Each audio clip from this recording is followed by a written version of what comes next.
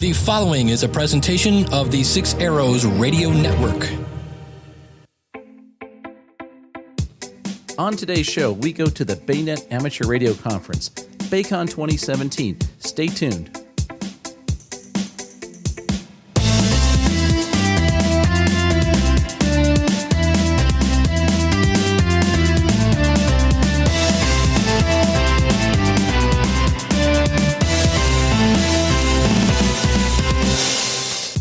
Welcome to the Workbench. I'm your host, George, KJ6VU. And I'm Jeremy, KF7IJZ. This episode, we're going to do something a little bit different. A few weeks back, our local radio club, Baynet, hosted our annual Baycon 2017 radio conference. It's a full-day event, and this year we had over 150 attendees, and we had some really great presenters talking about lots of topics, from DXing to microwaves, from building your own test equipment to building a battery pack for your handy-talkie, and many other topics. So in this episode, we're going to do something a little bit different. We're going to take you right to Baycon, and we're going to share with you 5 of the presentations that were delivered on that day. Now, all of the presentations you're going to hear on the show today, we have the PowerPoint presentation in PDF form on our club website. You can go there and download the presentations and follow along. So to get the content, go to www.bay-net.org. That's www.bay-net.org, baynet.org. And once you're at the home page, up at the very top of the page is a navigation bar, and the word articles is up at the top. Click on articles, and you'll see all of the presentation material from Baycon 2017 that we've posted so far. There's several presentations there, and you'll hear 5 of the audio recordings in today's show. The first presentation will be by Brian Yee, W6BY, about microwaves and high-frequency ham radio above a gigahertz. The second presentation is by Ed Lafarge, W6ELA, about a software tool he created called Whiskers that you could use to build embedded systems, and he's built a remote radio control system based on his software. The third presentation is by Barrick Dunn, K6BEZ, who has been on the show before. Barrick, as you know, is the designer and developer of the Antenna Analyzer project, and Barrick is going to talk about other ideas for building low-cost RF test equipment. The fourth presentation is by Jason Howard, K6DGN, and Jason is going to talk about a project he worked on to build a 5-volt to 12-volt battery booster so you can charge your handy-talkie off of a common 5-volt battery normally used for cell phones or tablets. And the last presentation is from our very own Jeremy, KF7IJZ, who did an awesome presentation that analyzes the benefits of sealed lead-acid batteries versus lithium iron phosphate batteries. So SLA versus LiFePO4 batteries. And he did a great comparison in the real world showing you how those batteries would operate. And he makes some specific recommendations of batteries you might consider buying. In the future, we're going to come back with some interviews of some of the presenters where we'll ask them more questions in a more interview style show. But for now, we're going to bring you right to Baycon 2017 right after this. Elecraft is a premier provider of high-performance transceivers like the K3S and the portable KX3 and their new super portable compact KX2, which is my top pick as a portable HF rig today. It runs 10 watts, 80 through 10 meters, single sideband CW and data modes. It's a fantastic little radio, and you'll be amazed when you see what kind of performance you can get out of something this small. And a high-capacity internal battery lets you run the radio for several hours, whether you're on the trail, camping, or taking the radio anywhere portable. You'll really enjoy using this little rig. With an excellent reputation for product quality, innovative designs, and customer service, check out Elecraft at www.elecraft.com. First up is Brian Yee, W6BY, who's going to talk about microwaves and ham radio. My name is Brian. I'm going to talk about kind of a different part of the amateur radio hobby.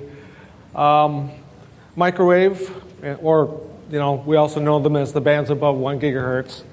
I'm not going to talk about building a rig because that could probably take 2 or 3 hours. I'm going to talk mostly about, kind of what we're doing up there, operating, and maybe some of the, adventures that we have during our contests.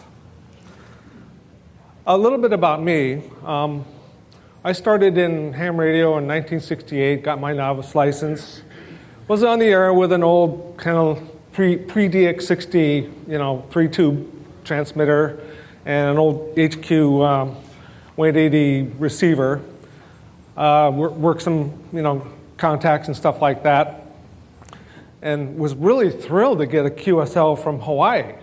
Unfortunately, it was a QSL from the FCC. They had picked up my third harmonic, but that was okay. I mean, I was more excited to get the signal report than anything else. I didn't care about the little warning. Went on and got my amateur advanced license, and then finally my extra. Been working in the electronics industry for, all my career, and finally retired from Google last year. I was doing Chromecast and some flying energy kite stuff for Google X. Anyway, so let's move on. What are we talking about when we talk about microwave? Well, if you look at the Wikipedia definition, they call it everything about maybe 300 megahertz. 300 megahertz, if you do the math, it's about 1 meter. So everything above 1 meter, the wavelengths get shorter, and we're starting to move into the UHF, VHF, or VHF, UHF, and microwave area. You can also think of it as everything above a gigahertz. Commercial equipment starts to become a little scarce up there. There are commercial rigs at 900 megahertz that you can modify. There is stuff at 1.2, but your choices are a little bit slim. Another more or less technical description is everything above 3 gigahertz or 10 centimeters. That's a pretty good definition. That's more of a scientific definition. And another, finally, when we think of microwaves and VHF, really, it's where all those, Ed talked about components not being really components anymore up there. Capacitors don't behave like capacitors, inductors don't behave like inductors, you have parasitics, and now you start to kind of think about different techniques of constructing things, microstip and all that stuff. Now, one common misconception about microwaves is that it's line of sight. Nothing could be further from the truth.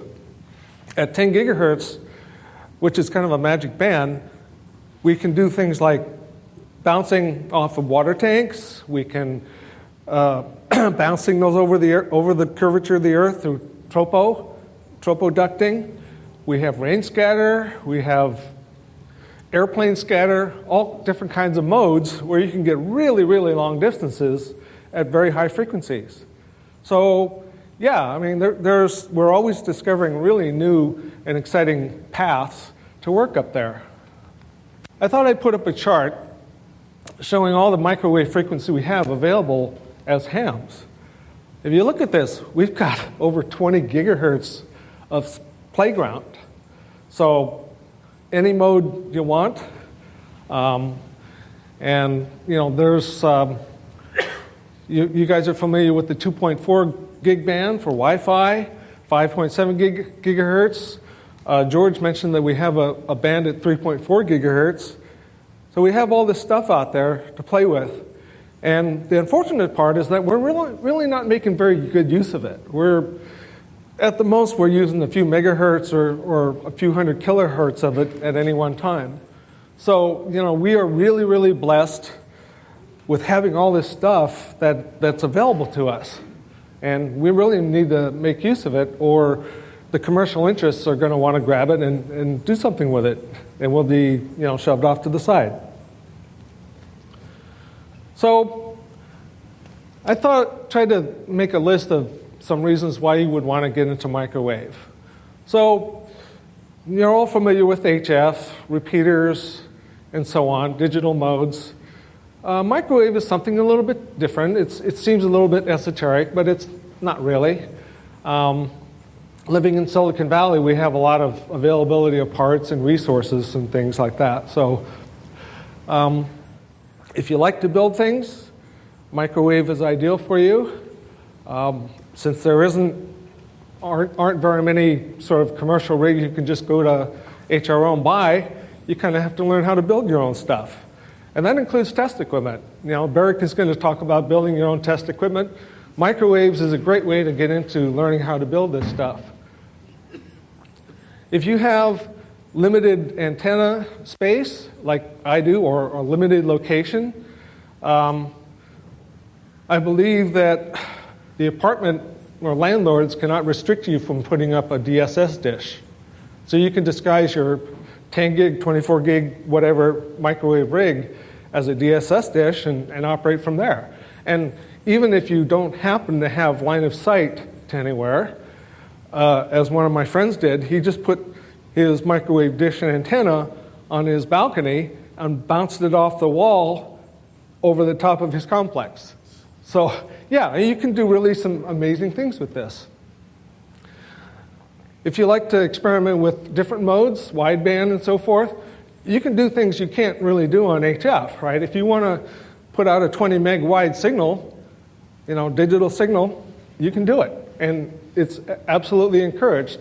A lot of the advancements in amateur radio come from experimentation like this. Now, there are other aspects of this. You know, that's kind of the home-based stuff. But if you like the great outdoors, you like to go hiking and so forth, a lot of our, you know, microwave activities, because you have to go to hilltops or out in the open, it gives you an opportunity to do that. You can, with today's technology, you can build a very small backpack microwave radio, go hike up to the top of a hill, call your buddies and arrange an activity day, and go out and have some fun. And down at the bottom, I say you like to push the limit of what can be done. Well, I mentioned that we're always exploring new kind of ways to get longer and longer distances. We can try different paths, you know, like bouncing off a different building. One of the things that I've run into in the contest is, you know, somebody will say, you know, I want to work you, right? And they'll say, well, that's not possible. The path won't work. Well, just try it. And amazingly enough, some of these things that are impossible turn out to be very doable. So that's one of the surprises of this thing, and what keeps it really interesting is discovering things that are, you know, really new. And if you are an electronics professional, it is really an advantage to have a knowledge of high-frequency techniques, RF, or, you know, you don't have to be an expert or an RF engineer, but understanding the principles behind high-frequency electronics and high-frequency design will, you know, improve your chances of finding really interesting things to do. It's worked for me. Let's talk about how much activity is up there. Now, you might think that most of the band is quiet all the time. That's not necessarily true. We have local groups in the area. The 50 megahertz and up group meets every first Tuesday of the month up at National Semiconductor. And it's a very active and lively group. You find some very interesting people there. We have a very lively and spirited exchange of ideas and techniques. There are other groups all around the country, most notable the San Bernardino Microwave Society down in Southern California. They meet actually on the same day as the 50 megahertz and up club, but they do webcast their meetings on this thing called BAT-C. So you might want to look up their website and find out what they're all about. North Texas Microwave Society in the Central States, Northern Lights, PAC-RATS up in the Northeast, and so on. There are a number of local clubs and local groups that just get together and talk about microwave. Other activities, I have house-to-house communication where guys can actually put up their antenna on their tower. And if you happen to be blessed with a location on a hilltop or happen to have a nice tall tower, you can put up your rig on one of those. And a lot of guys just talk house to house on VHF and microwave, or microwave the way you would talk on VHF. So it's pretty interesting. Guys will even set up the rig in the driveway. If you happen to have you don't have to be really high on a mountaintop, just a few hundred feet above, the horizon, and you can actually go over the horizon and talk to somebody else's house. Local beacons and linear translators are put up on typically tall buildings or mountaintops as signal sources for people to kind of test their rigs. And during contests, we use them for kind of location finding. When you're out in the middle of, say, the Central Valley, it's kind of hard to tell which way is north and south sometimes. So if you have a beacon as a locator, you can kind of calibrate your compass and figure out which way to turn, which way to send. One of the things about these microwave antennas is that they're highly directional. It's typical to have even 30 dBs of gain. Think of how much you would, how good you could do if you had 30 dBs of gain on your HF antenna. So you have to have pretty good pointing accuracy. We have microwave activity days where, for example, if you build a rig and you want to test it out, well, how do you test it out? Well, beacon is one way. You can just listen to that. But you really want to be able to see if it talks. Well, you get on the email and you call your buddies and say, hey, we're going to have a microwave activity day. Let's do it Saturday at 10 o'clock. And everybody gets their rigs. They either sets it up in the driveway or goes to a hilltop. And everybody just has fun contacting each other and seeing how their rigs are working.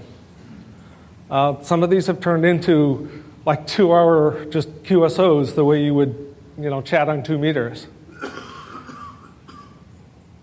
Around the U.S., typically there are several microwave conferences, the biggest one being the Microwave Update, which is, actually it's going to be held in October here in Silicon Valley this year. So if you guys want to come, you don't have to travel very far. But Microwave Update has kind of alternated between East and West. This East, actually even Central. So this year it's out on the West Coast. And also throughout the year there are various local conferences where microwavers are actually, it's more like VHF and up. People get together and share ideas there. Something a little bit more esoteric, and a lot of the guys who are real nuts is EME or moon bounce. These guys will build a really large dish in their backyard with positioners and everything, and they'll do Earth, Moon, Earth. Worldwide, Earth EME is very, very popular in both Europe and Japan, and to some degree in the US. There are a number of stations in the Bay Area that do EME. They've done some stuff at Stanford and all that. It's challenging because you have to build a rig that's pretty much state-of-the-art, and they're really pushing the state-of-the-art. I have some friends who have done EME up to 47 gigahertz. There are a couple of guys who are doing EME at 80 gigahertz. You think about what it takes to do that. So that's pretty interesting. They also have an EME conference every year. The best way to kind of contact fellow microwavers is through nets and email reflectors. I'll talk about those in a little bit. I also have some references at the end of my talk. And then finally, and this is really kind of where I come in, is the microwave contest. So you build your rig, get it tested out, you talk to some buddies, but you really want something challenging, go out and do a microwave contest. So Microwave contests are kind of like your DX expeditions, but maybe a little bit more local. We have the VHF and UHF contests that happen throughout the year. We just had one in January. There's another one in September. The June contest is kind of like a VHF, UHF contest. We also have in May the SBMS 2 gigahertz and up contest, and that's actually put on by the Southern San Bernardino Microwave Society, kind of a very club-centric contest, but it's, stations from around the country compete in it. There's the big one is the 10 gigahertz and up contest, and that has typically the biggest turnout, the most activity, and how shall I say it? I guess the most interesting kind of conversations on cactus, which I'll talk about in a second. So, let's see. Oh, I did forget to mention Cactus. Cactus is also a sponsor of Bayonet, so that's very good. One thing you'll notice about Cactus during a 10 gig contest, if you tune in, you'll hear something that's very non-repeater-like. Repeaters are usually fairly organized and civilized and more or less structured. During a 10 gig contest, you tune on to the Cactus repeater and it will be like organized chaos. One nice thing about the Cactus intertie system is that it's full duplex, so everybody could be talking at the same time, and they do. So you'll hear guys setting up contacts or talking to each other right on top of each other, and yet it all seems to work. So contest stations tend to be broken into, I've broken them into these three categories: the hilltoppers, the rovers, and the house-to-house stations. We already talked about the home stations a little bit. They do get involved in the contests. The guys typically sit in their living room or they're maybe set up on their balcony and they can talk to all the rest of the stations during the contest. The hilltoppers will go find a local or sometimes a distant hill. A lot of guys travel very far to find a really good hilltop. In California, we're really blessed to have some really nice kind of ridges around the Central Valley and also down in LA, where you can go to a high hilltop and reach out for long distances. In other parts of the country, for example, the Midwest, Far East, East Coast and so forth, they kind of have to operate a little differently. Now, one of the things about all these different modes is that, or one thing about contesting, microwave contesting, is that it's not always the biggest station or the best station that wins. It's really a lot about strategy. So if you like, doing strategy games or things like that, then microwaving might be actually be a good thing for you. So hilltoppers. We have locally Mount Diablo, which is pretty good site. Down in Southern California, there are numerous really tall locations, Fraser Peak being one of them. In the upper right-hand corner, Steve, KBA-VAO, and I went to this place called Devil's Peak, which is down in the Central Valley, kind of near Kings Canyon or very near the entrance to Yosemite. Really great spot. A little hard to get to. Really backcountry road and so forth. He rented an SUV and I had my Humvee, and we thought we were doing really good by getting up to this, these really rough back roads and everything. And we got up there. There's at the top of that, Devil's Peak, there's a fire lookout. Well, we go up there, and there's this little VW Bug. This is the fire lookout ranger. He goes up there every week in his little VW Bug, and we're feeling really good about getting up there with our SUVs. And it turns out that he's got some visitors that come up every week in a VW bus. So that was a little deflating. In the lower left-hand corner is a shot that I took of Dave, AF6KD on Mount Diablo. If you look closely, he's got a really unique dish support. He's using a Black & Decker Workmate. So most of us use, really nice tripods, but he found a really cheap solution for mounting his dish. And it worked really well. On the lower left, lower right actually, is a shot I took of some of us on Fraser Peak. Fraser Peak is down at the lower end of the Central Valley, just as you go up the Grapevine. It's a fantastic spot. It's at 8,000 feet.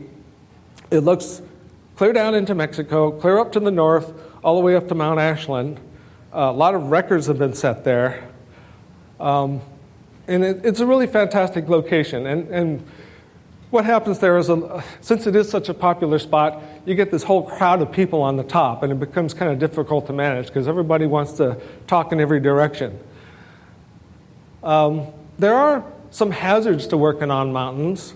There was one year when they had the fires up near Mount Fraser down in Southern California, and those guys, while they weren't in any danger of, getting burned up, the fire crews came through there with their huge tractors and everything during the contest, and that was pretty exciting. We were a little bit worried that they would get burned up there.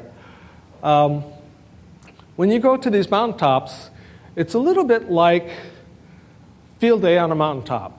So if you like field day and camping out, a mountaintop is a really great thing.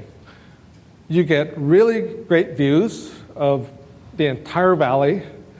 At night, the sky is so clear, typically, you can just look up and see the entire Milky Way. It's fabulous. There are some downsides. It does get kind of windy, it gets cold, but overall, it's a very nice experience. Diablo closes at sundown, so they chase you off the mountain, but other than that, it's a pretty good place. And there are some other spots around California that are really great, too. Some of the hilltops are a little bit hard to get access to because if they're either gated or we sometimes go to these communication sites, and some of the site owners are a little tight about letting you in. But overall, we have plenty of opportunities for good things here. So kind of at the other end of things are the rovers. So the guys on the hilltops are pretty much stationary. They work whoever they can see. If it was just hilltop to hilltop, pretty soon they would run out of stations to work because you can only work so many mountaintops and you're done. So the rovers serve a very important role in that they are mobile stations that can set up and tear down very quickly. I can set up and tear down my station in about 30 seconds. So our objective is to cover as many 10-mile grid squares as possible within the 24-hour period of a typical contest weekend. So that gives the guys on the hilltops an opportunity to get more points by working more stations over different distances. Especially if you have a hilltop that looks in a couple of different directions, you can work a bunch of different rovers in different areas and maybe score more points. The hilltoppers don't necessarily win. A lot of it, like I said, depends on strategy. In fact, this year, the two 10 gig and up winners were both from California, and they were both rovers, N9GIM and N6RMJ. And in fact, there's up in the upper right-hand corner is N6RMJ. He's facing one of the hazards of roving.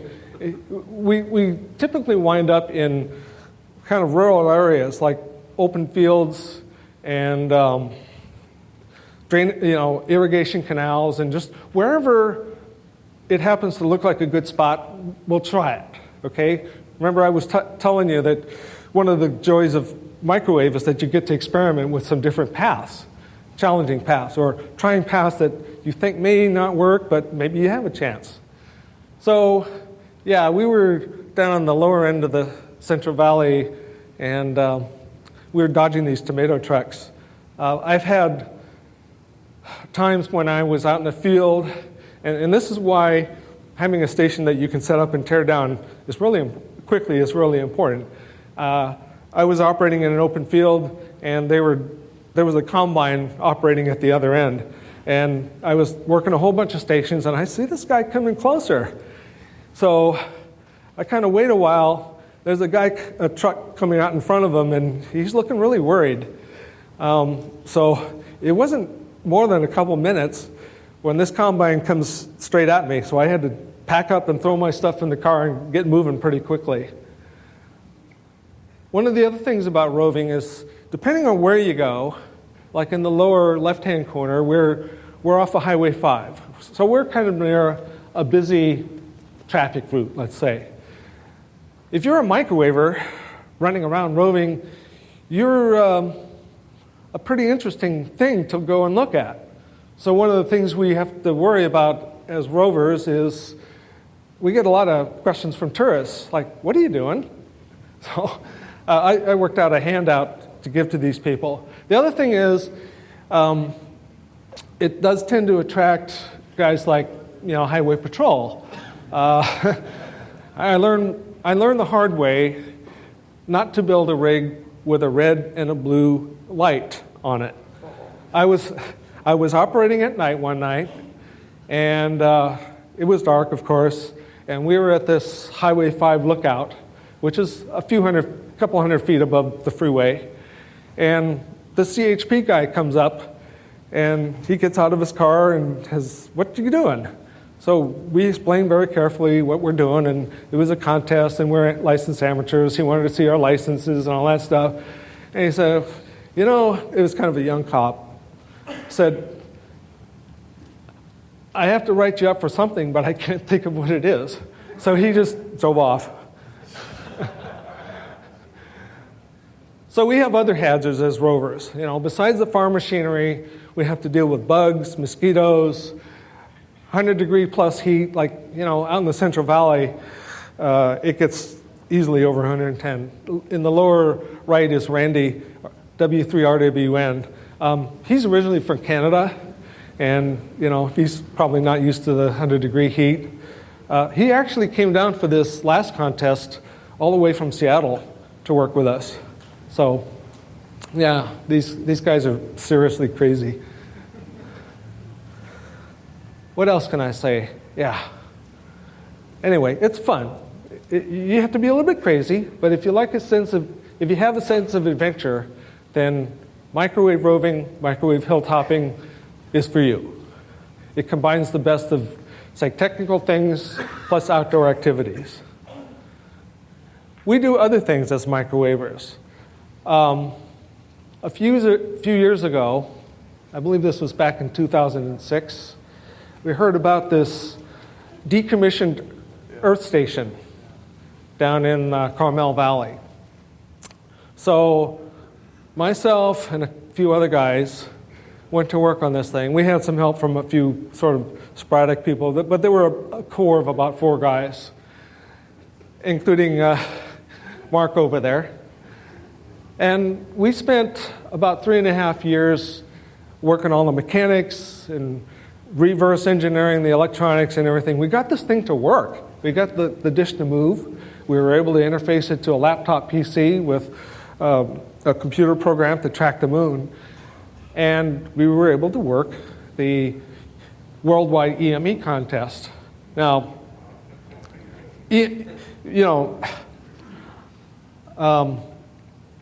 microwave is pretty popular in the US, but Europeans and the Japanese are really crazy about it. There are a lot of stations.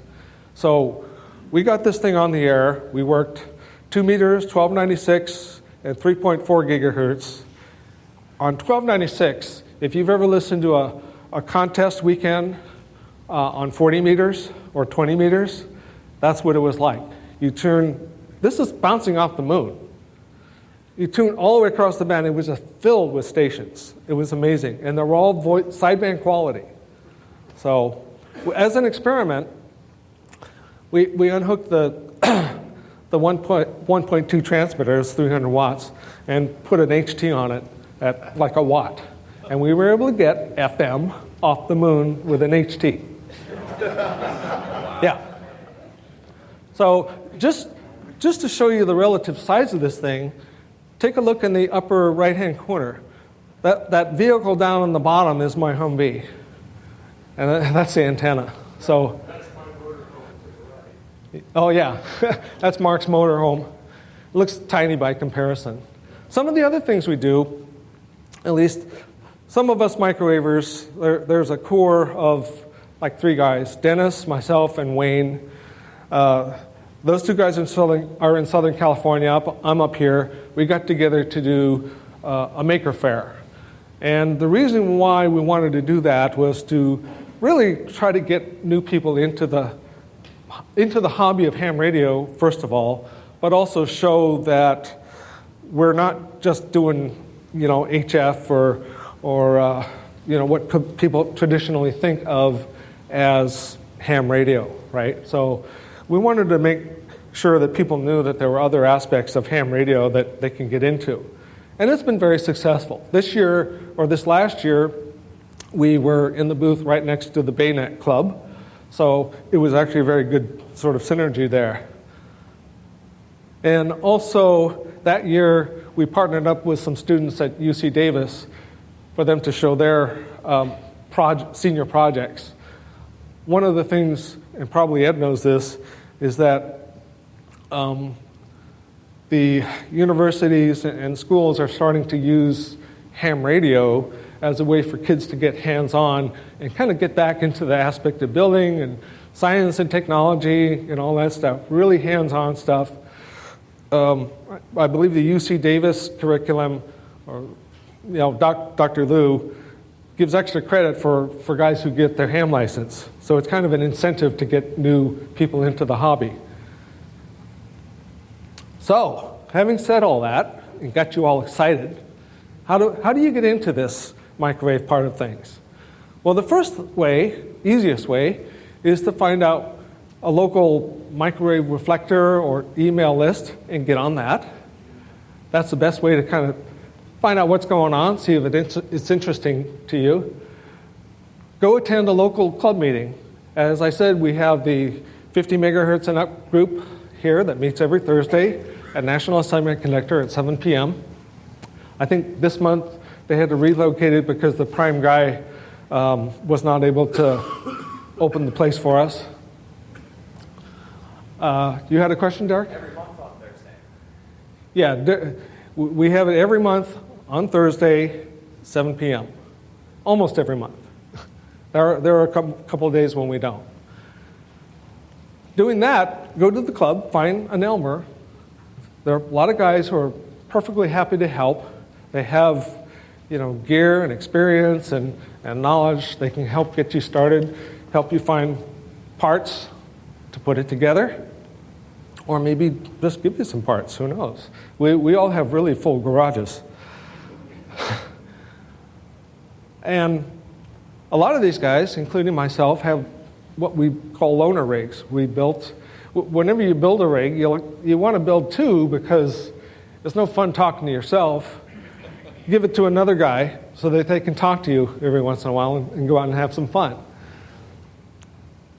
So get some parts together. Like I said, we're in Silicon Valley. We're blessed with a really good supply of stuff. There's, of course, the internet and all those other things. Put a rig together. Get it on the air. We used to build, when I was growing up, the little 1-tube or 2-tube transmitters. It's not really much harder than that. Do you need a lot of really fancy test equipment? Well, the answer is yes and no. If you're just putting together a rig from modified parts, it's not that difficult. It gives you an encouragement to go build some of your own test equipment too. If you have a good Elmer, there are a few guys around here that have pretty well equipped labs. They can help you out, get you started.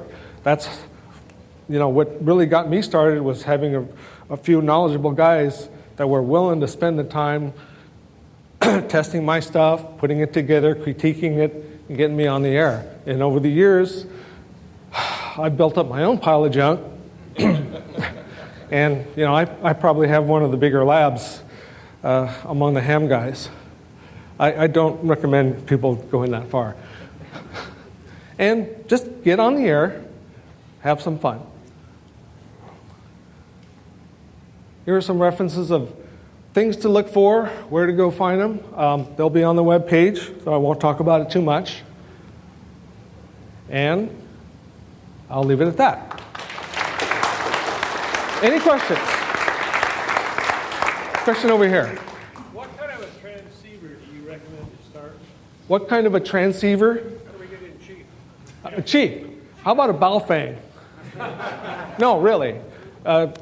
If you just want, so there's two pieces to this. I mentioned I'm not going to talk too much about building transverters, but a transverter is how you get from your regular rig that you can talk on, because nobody's going to build one of those. It's not easy. But it translates up in frequency into the microwave bands, both receive and transmit. So that, what we call an IF rig, can be just about anything that you can knock down to low power and feed into your typical mixer at less than 100 milliwatts. Okay, so it can be a big HF rig, but you've got to knock it down to a few hundred milliwatts and add some control stuff.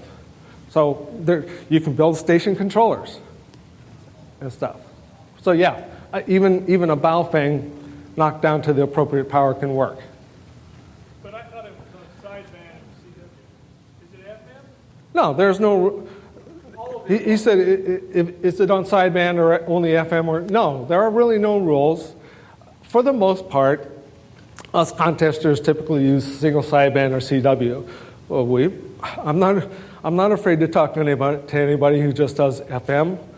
In fact, there's a lot of guys who actually refuse, especially in the millimeter wave bands, are not going to do single sideband at millimeter waves because it's actually much more efficient to do FM, right? Because your carrier is full on, right? And they don't have to use fancy mixers and stuff like that. So FM is a perfectly viable mode. Any other questions? When I listen, I think my audio's down. Oh. Do you need a mic, George? Right. Here, use this. There we go. Helps if you turn it on. Oh. So that's what that on-off switch is for. So when I listened to the contest before, on the contest weekends, it sounds like most of the guys are running sideband, or if it's really hard to make the shot, they'll switch to CW. Is that generally true? Yeah. So Or if they're doing long if you can't shots. there's a lot of guys who don't do CW, and they'll switch to JT65. Oh, wow. Or maybe they'll let their computer do the decoding and sending. Yeah. Like, I think my friend Steve does, but Pat really doesn't do CW very well, and he manages just fine. So I see a lot of guys with the FT817 as kind of the IF radio. Yeah, FT817 has kind of become, because of its availability, not necessarily because of its price, but because it's small and can put out, you can dial it down to the kind of right amount of power, and it's got some other goodies. But FT 290R2s, some of the older all-mode rigs, HF rigs even. KX3 is an excellent choice, especially with the 2-meter add-in. I've been experimenting lately with an ELAD, and there's, anything, almost anything. Even just shouting into an audio amplifier and direct modulation would work. Thanks, Brian. Sure.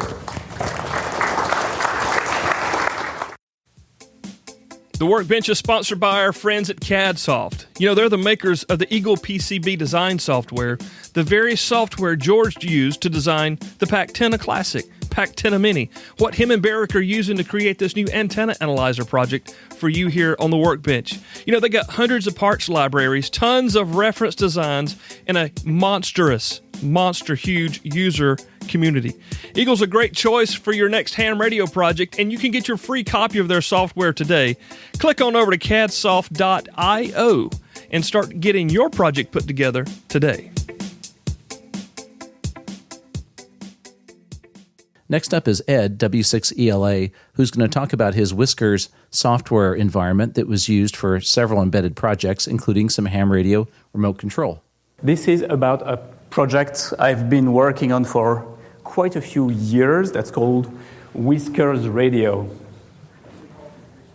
And this is something that started back a couple of years ago. As somebody who does a lot of electronics, I had tons of devices on my bench that had a serial port that could be connected to computers, but usually only worked with proprietary weird utilities. So I was frustrated of not being able to do whatever I wanted with those devices. So I set out to actually build a framework that would work on whatever computer I was using, whether it is a Mac, Windows, Linux, a Chromebook, like you can see here.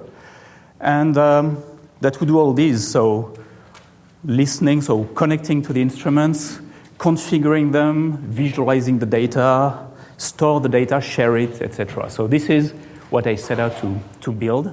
And it is a framework that's now being used quite widely in various fields, from ham radio all the way to nuclear. I work with NRDC, for instance, the Natural Resources Defense Council, where we have radiation monitors installed in places like Indian Point and so on that are using Whiskers to gather the data. It's a fairly different framework from most of what exists out there, because first of all, it's designed to be universal. You can run applications designed on Whiskers on pretty much any hardware. So BeagleBones, Raspberry Pis, Android devices, you can run it in the cloud if you want. You can run it on computers, on pretty much anything, and it's completely open. It's, I think when it comes to ham radio, I mean, I'm an old-time open source guy, and I think ham radio is great because you can learn by looking at what others have done before you. So that was the idea with Whiskers as well. So it's a completely open MIT license, which is one of the most permissive open source licenses around. So Whiskers Radio is just one example of software that is built on top of this stack, and it comes as its own application. So first of all, it's a rig controller. And as you will see, it's pretty different from other rig controllers because it offers very realistic controls. There will be tons of screenshots in the rest of the presentation. It's a bit different as well because it does not only rig control, but also rig monitoring.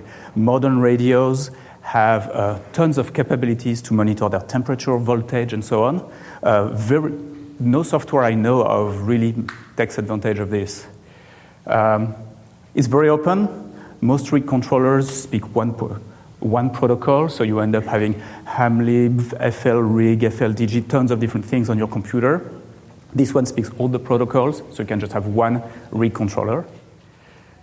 It also enables you to configure your equipment. If you look at your average Elecraft radio, they have more than 250 settings in their menu. It's great, but it's sometimes pretty lengthy and not that easy to configure, so it takes the burden out of this. And last of all, it's also a toolbox. It's not only for radios. And I'll get back to that with the conversation we had with George earlier. So at a glance, this is really what it looks like. So on the left, you have your rig. It connects to this Whiskers radio that gives you all the management and visualization layer. And then Whiskers radio talks to your ham software.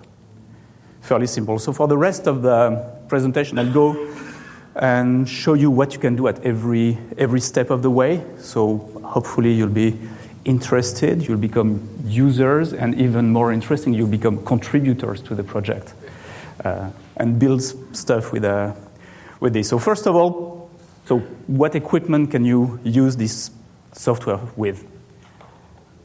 Elecraft, obviously. So for the rest of the presentation, all these are actually screenshots of the actual software. So this is what it looks like when you run it. So all the K3s, KX2, KX3s, KXPOA 100, all these have serial ports, full supported. I also support a couple of Yaesu radios, as well as this Kenwood V71, which is a pretty nice 2 meter and 70 centimeter transceiver. So we'll see for each of these radio what this translates to in practice. That's also the D710 as well, right? And the D710 is, from a protocol standpoint, exactly the same as the V71, so it works on that one. I just need to update the graphics on the system. And it also works with a lot of non-radio hardware. So anyone here using the SARC 110? So it's very popular as an analyzer. It only works with the Windows utilities. So if you have an Android tablet, you cannot use the screen of your Android tablet. If you have a Mac, it doesn't work either. So this solves the problem. XJ3 as well, a really nice signal generator from Elecraft. Tons of very fancy features, actually, that are not supported in the Elecraft utility. This one, LP100, if you visit Elecraft one day, you'll see there's one of these on each station on their assembly floor. This is one of the nicest watt meters you can find, because it does not only watt meters, but also vector, very simple vector analysis, etc. So if you've recognized any of this hardware, these rigs on your own shack, this is already a good starting point. So the next step, of course, is connecting those to your computer, whether it is a tablet, a phone, or an actual computer. So the good news is you can connect it pretty much anywhere you want. So if you have a USB connection, use your USB connection. If you have serial ports, support serial. If you have a Bluetooth dongle, just works as well. It is supported. So not only on desktop computers, laptops, but also on Android. And I haven't seen Nick today, but if you own one of these piglets, basically it's a serial to TCP/IP connector, so you can connect to your rig using this one. So you have a wealth of options here. So now we have a rig. We have connected it to our computer. And so how do you actually run Whiskers Radio? And same philosophy, give you as much choice as possible. So just run it on whatever you have. If you like Raspberry Pis, BeagleBones, you can run it directly on your Raspberry Pi. And then the interface will be just a web browser. It will be 100% identical to the desktop version, but running in a browser. I'll give you a very quick demo at the end of what it looks like connected to my rig at home. Of course, you can run it on your laptop, on your desktop. You can run it on your phone, on your tablet. It doesn't do iOS yet. I have yet to do this. It's mostly in Apple complications. It's not really technical. And you can even run it on a Chromebook. If you own a Chromebook, it runs on Chromebooks really well. Again, this is, so in practice, you can go to GitHub, check out the source. I will have links at the end of the presentation. If you want to make your life easy, just go to Google Play, Amazon, even the Mac App Store since December 2016, and have it installed. So these are not completely free. They cover the cost for hosting the support forum mostly. But if you have a bit more time and want to learn, go to GitHub, build it. There are very detailed build instructions on the documentation, and it's a nice project. So now you have your radio. It's connected to your computer. You have Whiskers installed. So what are we going to do with it? So the first use is rig control. So it will just do frequency, mode control, etc., and it will speak to pretty much whatever software you want. So the two main protocols are usually this XML-RPC, which is what FLDG uses. So all the FLDG suite of software is compatible with it. And the rest is hamlib. So the nice thing is that you can actually enable all these protocols together. It means that rather than having to make sure that you exit one program before starting the other one or reconfigure things every time you want to change modes, you can have FLDG, your logging software, you can have a JT65 running. They all speak to the rig in different ways, but it just works without having to reconfigure anything. So it just makes your life a lot easier. The second step as well is that it actually enables you to do remote rig control pretty well. And we will see afterwards in the screenshots that you really have a picture of your rig remotely. There are many ways to do this. So from the right, you just put a Raspberry Pi close to your radio, and then you access it through a browser. If you have a Piglet or any serial of a Wi-Fi device, super easy as well. The last one is quite fun, actually. If you have a rig that's connected to a first computer running Whiskers, you can actually have another one speaking to the first one and do remote rig control. So you can have your main rig controller on your laptop and have your tablet somewhere else and still access your radio. Right now, I do not have out-of-the-box support for audio. I actually have a WebRTC, so web audio implementation, so that you can actually speak into your radio, not only do radio control. It's not completely mature yet. There are instructions if you want to try it out. And this is one of my 2017 tasks. So go ahead. So for the audio, what are you considering for that, like Asterisk or something like that, or direct? It's going to be direct. It's going to leverage a WebRTC. So this is something that exists natively in pretty much every device now. And so there's nothing to install. That's the cool thing. You just run Whiskers, and you run one on your main computer, one on your phone or a remote computer, and audio will be piped through. That's pretty much it. So many options for rig control. So right now, actual rig control is 100%.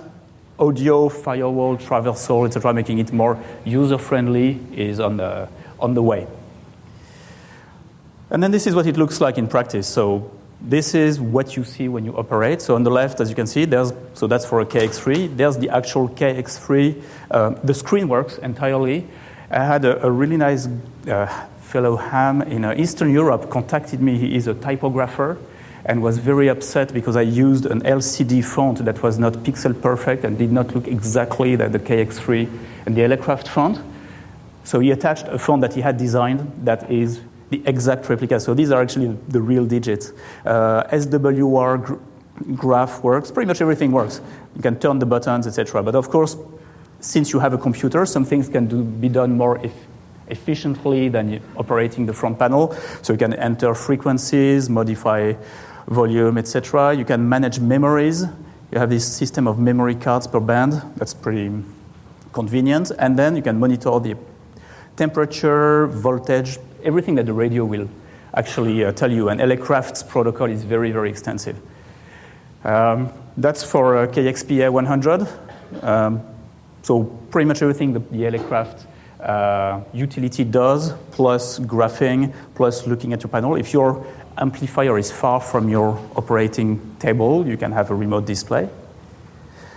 And then there is configuration. So I mentioned that LAcraft radios have hundreds of settings. If you want to change the audio, like who has recently changed the audio settings for reception or emission on their LAcraft rigs? It's something that you do every once in a while, but it's kind of a pain to do, so you don't do it that much. This is just a graphical equalizer, super easy to do. AGCs, aircraft radios have incredible settings for AGC thresholds. They are actually not easy to access. This just lets you play with it. So these are all the main audio settings of aircraft radios.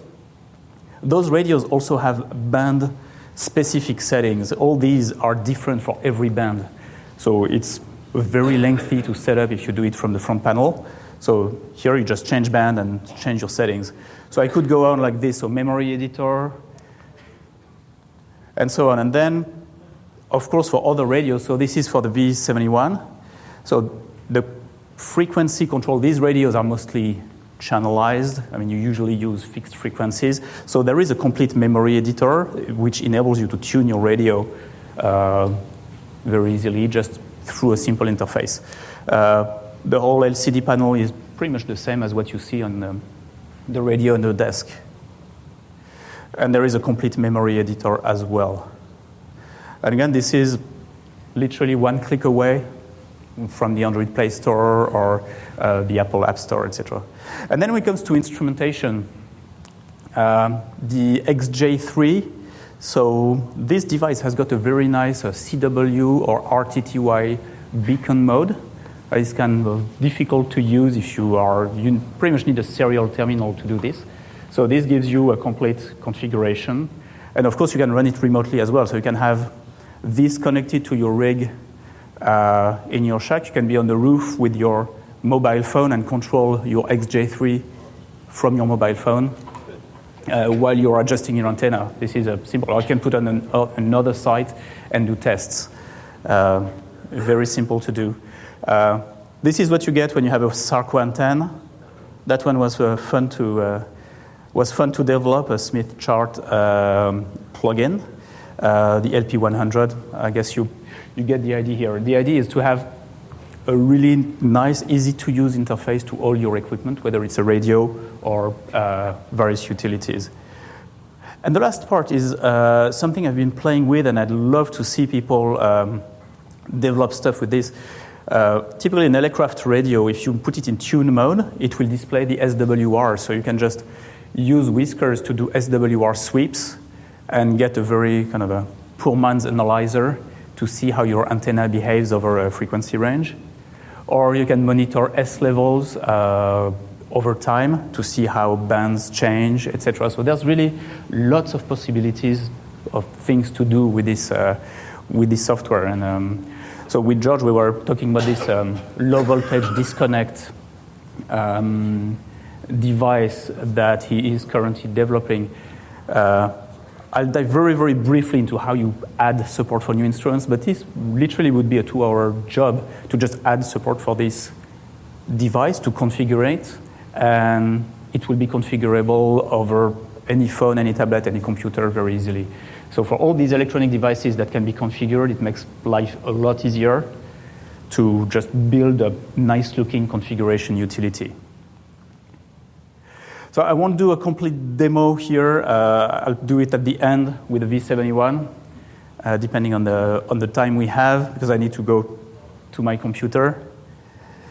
But let me finish on the roadmap. So if you think this is interesting, just by all means, please visit the main Whiskers site. So this is Whiskers Radio as well as other types. So the nuclear instrumentation, other kinds of interesting devices that are supported by the framework. There is a forum at forum.whiskers.io, getting nice activity these days, people using this software from all over the world. And of course, the source code is on GitHub, is completely open. And yeah, so if you're a software developer, go for it. And actually, speaking about this, so Whiskers, the reason why it works everywhere is that it uses kind of cutting-edge technology. It's not a C++ piece of software. It's 100% written in JavaScript. This is something that's gaining more and more popularity. The code is actually, there's tons of documentation in the code, and the architecture is very modular. So if you have any sort of device that you want to support, it's literally 5-6 files to write, and there are skeletons, and you can go really, really fast. And I'm always available if you have questions. If you want to start this for a radio you own or any sort of device, all the communication part is handled for you. All the UI part is handled for you. All the outputs are handled. You just write what's specific to your particular rig, and that's about it. And the existing code base is very large, so it's easy to learn because you just copy from something that looks a little bit like what you want to do, and you adapt it, and before you know it, it's working. And again, so MIT license, completely open for you to fiddle with. So in 2017, I'm planning to add more support for more radios, more equipment. I kind of need access to more equipment as well for testing. I can do completely blind coding to add support for typically rigs I don't have access to, but it's kind of a tedious process and very error prone. So if anyone wants to help here, that would be very appreciated. Just time in front of the radios goes a long way. So audio for remote support. That's a big one. It's nearly there, but there are only 24 hours in a day, and that's the biggest hurdle here. Maybe a bit of logging or pretty much any suggestions you would have, like what you would like to see in a utility like this that can be just your computer interface to your rig. Here's one. Yep. You showed the V71. Yes. So I got one of those, and then I thought, well, it's a dual receiver. I could use this on like VU satellites, but I can't figure out a way to do the memory. So so one side Doppler goes up and one side Doppler goes down. So it'd be nice to have a soft control to do that. Yeah, it's a good idea, and you can. Ed, could you repeat the question, please? So yes, the idea was to do automatic Doppler shifting for the V71. It doesn't have that built in, and so while you're on a satellite path, you just go down in frequency as the satellite goes over you. So that's the one that could be definitely done. The V71 is weird when it comes to entering a frequency. I won't go into the details, but it would work in the case of a Doppler shift. If you stay within the same band, you can create a sweep. Yeah, it's a great idea. It's not very hard to do. Okay, well, thank you. Let me just move to the back here and show you so how this works in practice very fast. So what I have here is a V71 that's connected to to a Raspberry Pi at my QTH. And so what you see here is Chrome. And what I did here, I just connected to the Raspberry Pi that's running there. It's running the compass distribution, etc. And then what I have to do here is just connect to the V71, and that's it. And I have complete remote control. So this is what's displayed on my radio right now. If I want to, connect to the NorCal packet network to do some packet radio, I have my memories here. I just tune here, and you can see that band B is changing. Or if I want to connect to another thing on VFOA, etc. So this is as simple as it is. So remotely, I can just reconfigure my radio and connect to my Raspberry Pi to do packet radio or to do APRS and so on. So this is one example. And of course, all the memories are configurable. So this is just one example of what can be done. So it's just connecting to the Raspberry Pi over VPN. So very short demo, but at least you can see it actually works. And again, so it will work on Chrome and pretty much any browser. So any questions on any of this? Yes? You mentioned the audio limitation. That's to say that we can't hear what's going on with the rig. Correct. So yes, the question was audio. So yes, right now, so I can see the rig, but I cannot connect to audio. This is one I use 99% for packets. So I can actually connect to my Raspberry Pi and do packet radio in the terminal, or using software on my Mac, etc. But I have not implemented audio fully. I mean, it works, but it's a lot of manual processes. And what I want to do is literally a one-click install. So you just put the software, you configure your microphone, your speaker, and your radio audio card. You need usually 2 sound cards, and that should be all you need. And so I'm not 100% there, but WebRTC works fine. You get the same sort of quality as Skype, which is pretty good. David? What about polling of S-meter? What about polling of S-meter and stuff like that? So you put it on 145.050. I just sent a packet. I didn't see it on your S-meter. Correct. So this is typically a limitation. So that's why I put the S-meter here in gray. So Kenwood doesn't let me do that. The CAT protocol doesn't let me get the S-level properly. But Yaesu does? Yaesu does. Elecraft definitely does. So basically the limitations here are like what the radio can do over its CAT port. So this one actually, I'm able to get nearly all of the configuration of the radio. Elecraft is incredible. Their CAT protocol is pretty much complete. You can do anything you would do on the buttons can be done over CAT, but it's not the case for everyone.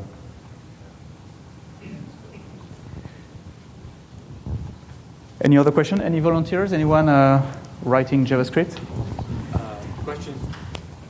Question for you about rig support. I'm local. I have a couple of rigs. I would be happy to volunteer for testing, and I'd also be happy to do some of that testing myself. One of them is a D710 or D700, which I believe should be similar, if not identical, protocol-wise. Correct. And I have a headless T S2000 as well. So it's one of the ones that has no physical interface on it at all. Very useful for something like this. Yeah, absolutely. So let's talk afterwards. Thank you. Any other questions? Volunteers? Question over here. Okay, yes. Have you ever considered doing it for IC 7300 or and also in terms of JavaScript, what framework are you using? Angular or non-Angular? Or okay, so IC 7300, I would love to do it if I had access to the hardware. It's the limiting factor. When it comes to code, so this is a software that runs from low-end Kindle Fire tablet, so you can literally get a $30 Kindle Fire and it works great. So I'm using a very lightweight framework, it's Backbone.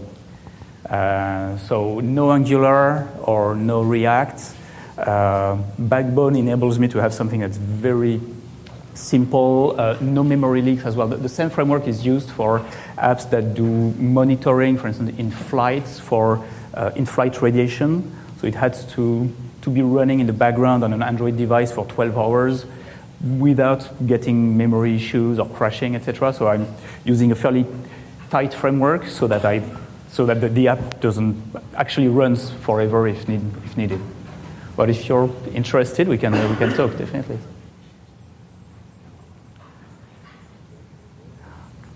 Okay, well, thank you very much.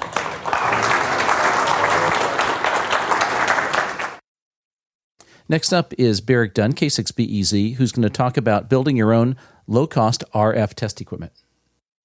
Okay, so a bit about me. I've been licensed on and off since the early 80s. I was G7JUO in England. I went on a bit of a hiatus when I moved over here. When Morse code was no longer a requirement, I got my license again here in 2011. My interests are low-power stuff and building things. To be honest, I prefer building things to talking to people. So. Which is why you don't hear me on the repeater much these days. Yeah. And as George said, I've been designing RF circuits for the last 19, 20 years. So a bit of a background about this. At Pacificon in 2013, I was showing people how they could... does that work? Hang on. Pointed at George. Oh, there we go. Can you see that? How they could build an antenna analyzer for under $20, which was based around this little DDS module, which can put out between DC and up to 60 megahertz or so. And how you can use that with a microcontroller and a SWR bridge to make your own antenna analyzer for under $20. It was mainly to show people they can build their own stuff. You don't have to go and buy something off the shelf and learn a bit in the meantime. So when George was doing his Ham Radio 360 Workbench, he knew about this project and he said, we want to do a build project. Can we do this antenna analyzer?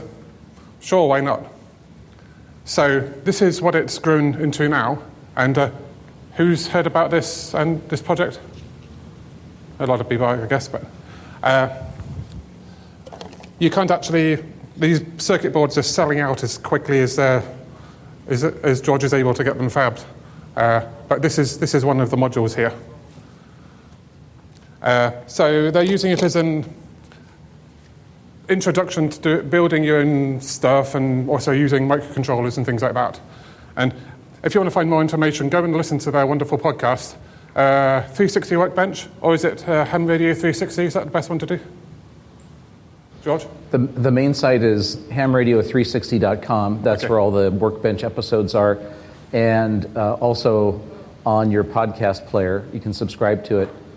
And all the data files for the projects are on another website called 360workbench.com. And that's the one I have here. Yeah, that's where all the source files are. Yeah. So there's some limitations with this design. I mean, it's cheap, it's simple to put together and understand, but the limitations are it's HF only. The DDS module here, this blue thing at the top, is the frequency limiting factor, and you can replace that. And also the other issue is if there's a strong local AM station, it's going to come in and wipe out your analyzer. Well, not wipe it out, but totally saturate it, because there's no frequency, there's no selectivity in this design. It's a wide open diode detector, basically. And that's how most of these low-cost antenna analyzers on the market are. That's how they're made. So to improve the frequency range, you could replace the little DDS. By the way, this chip you see on here costs $10. This actual board, including the chip and other components, costs under $10. eBay. So you could replace this with the Silicon Labs chips.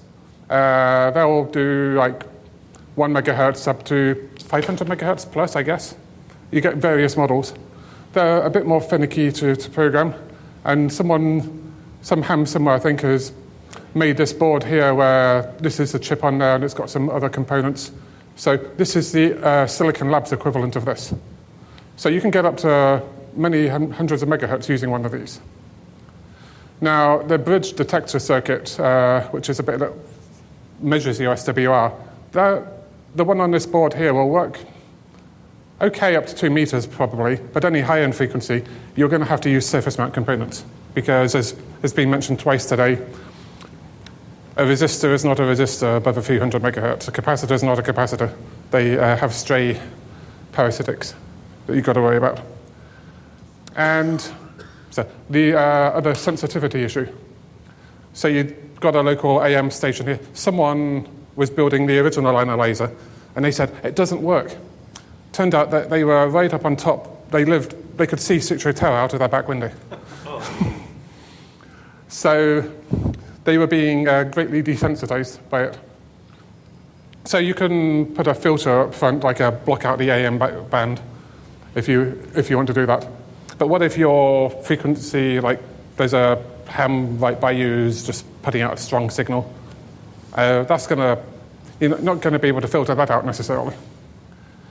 You can also make the test signal stronger, because the whole thing is your AM station coming in here is up at this level, and you're sending this little signal out, and it's being bounced back off the antenna. Well, if you boost this signal a bit, then the effect of this other strong signal is actually reduced. And you can do that by putting an amplifier in.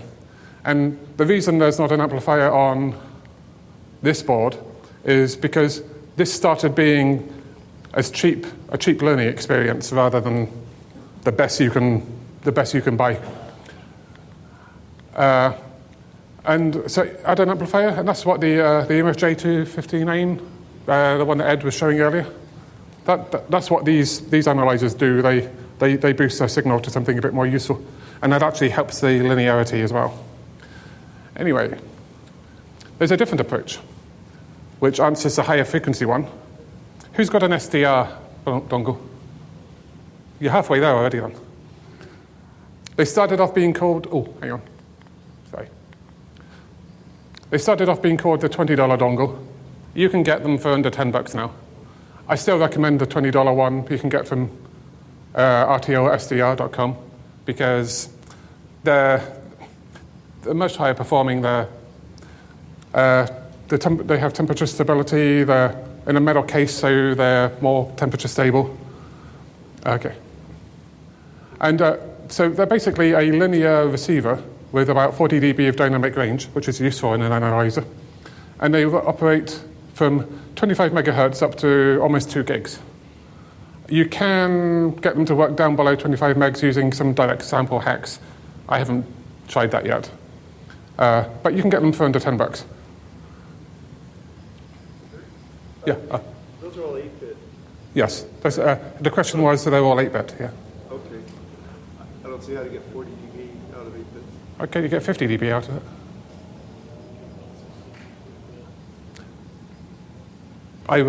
Okay. Yeah. So the next one, so you typically use these with a piece of software like, I don't know, SDR Sharp or GQRX, where they'll show you the 2 megahertz or so of bandwidth, and you can actually demodulate FM, AM, and all that, and you can listen to the radio. But you can't even see the whole 2 meter band in one window, for instance, here, because it only shows 2 megahertz wide. But this is the classic way that you would use these devices. So getting more bandwidth. Someone developed a tool called RTL Power, which instead of just listening once, it kind of builds it up a chunk at a time as you go across the band. And it's a command line tool. So this will sweep from 24 megahertz up to 1 gigahertz, 1 megahertz steps, I believe, blah, blah, blah. And it dumps it out to a CSV file. Easy to read, huh? Yeah. But it does allow you to operate over a wider frequency. So someone wrote a tool for this. Well, actually, there's multiple tools. There's one under Linux, Windows. There's also one that just runs on Windows. Anyway, it shows this chunk. And you actually see the FM broadcast spectrum, which is more than 2 megs wide. And each of these peaks is actually an FM station. And this software, you can go and download that today and run it on your PC or Mac or whatever, and be able to see your frequencies. And then if you want to, you can go back and use this to listen to what you're decoding. So you've got your receiver. So we can we have a receiver that we can tune from 25 megs all the way up to almost 2 gigs. So what do we need now? Well, that frequency limiting part before, the source. What can we do with the source? Do you want to get a source that you can go and start at one frequency and align the source and the receiver up, chunk, line them up together? That's one way of doing it. Getting a source like that isn't cheap. But there's another way, a kind of a hackish way, but it works surprisingly well. You use noise. Now, it's a natural enemy of all of us hams, especially in the city, where there's lots of noise sources around. Normally, we don't like noise. Oh, our other enemy is the Homeowners Association. And don't talk to me about HR 555. I don't agree with that, but we'll carry on. So what is a noise? What is noise? It's basically a wideband signal which normally gets in the way of what you're wanting to listen to. But so wideband unwanted signal. So can it be used for good? Yes, it can, as a matter of fact. If we tune the receiver, knowing that we've got this signal, in quotes, everywhere, if we tune the receiver, we can actually ignore the fact that our signal is not exactly being tuned. I'll show you. But a noise source. You can actually, once again, eBay's your friend. You can actually get these for $20 on eBay. 12 volts in up here, noise out. And basically, not going too deeply into it, but there's a noise diode down here where if you put in an avalanche mode, it'll generate noise, quite a low level, but you've got 3 reasonable gain amplifiers here, so you'll actually get it up to a fairly high level by the time it gets out. But if you want to look on eBay for something like this, just search for BG7TBL, or that's what you want to see. Or if you see something that looks like this, you're on the right path. Anyway, $20. $20 seems to be a magical number around here. And the cheapest thing in the ham shack is the guy sitting on the seat. So. Okay, so what's a noise source look like? So this is a spectrum analyzer. And without the noise coming in, this is the noise floor of the analyzer down here. This is our green plot. If I put this, come on. If I was to plug this into the spectrum analyzer, I would get this noise up here. So it starts off fairly well. I've got about 3 gig span on this. So it starts rolling off, and by the time you get to about just above 2 gigs, you're kind of losing it a bit. But it provides quite a bit of noise up here. So if you can make use of this gap between here and the noise floor, you can actually use it pretty well. So how can you use it?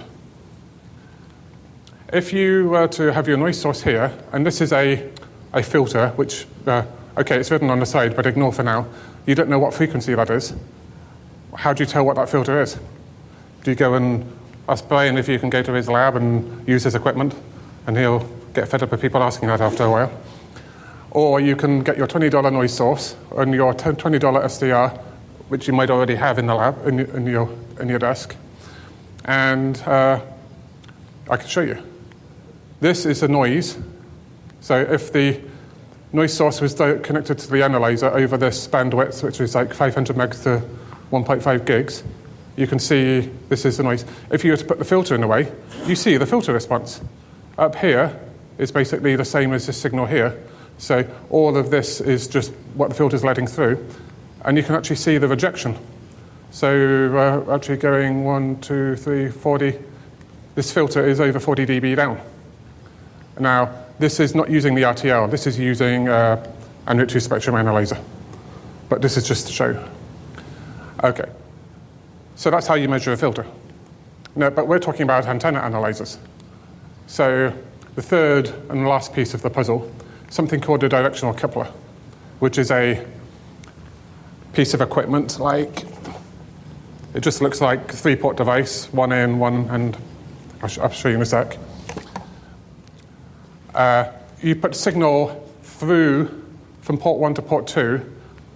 A copy of that signal, which is 10 dB down, about a tenth of the power, is actually present on this coupled port.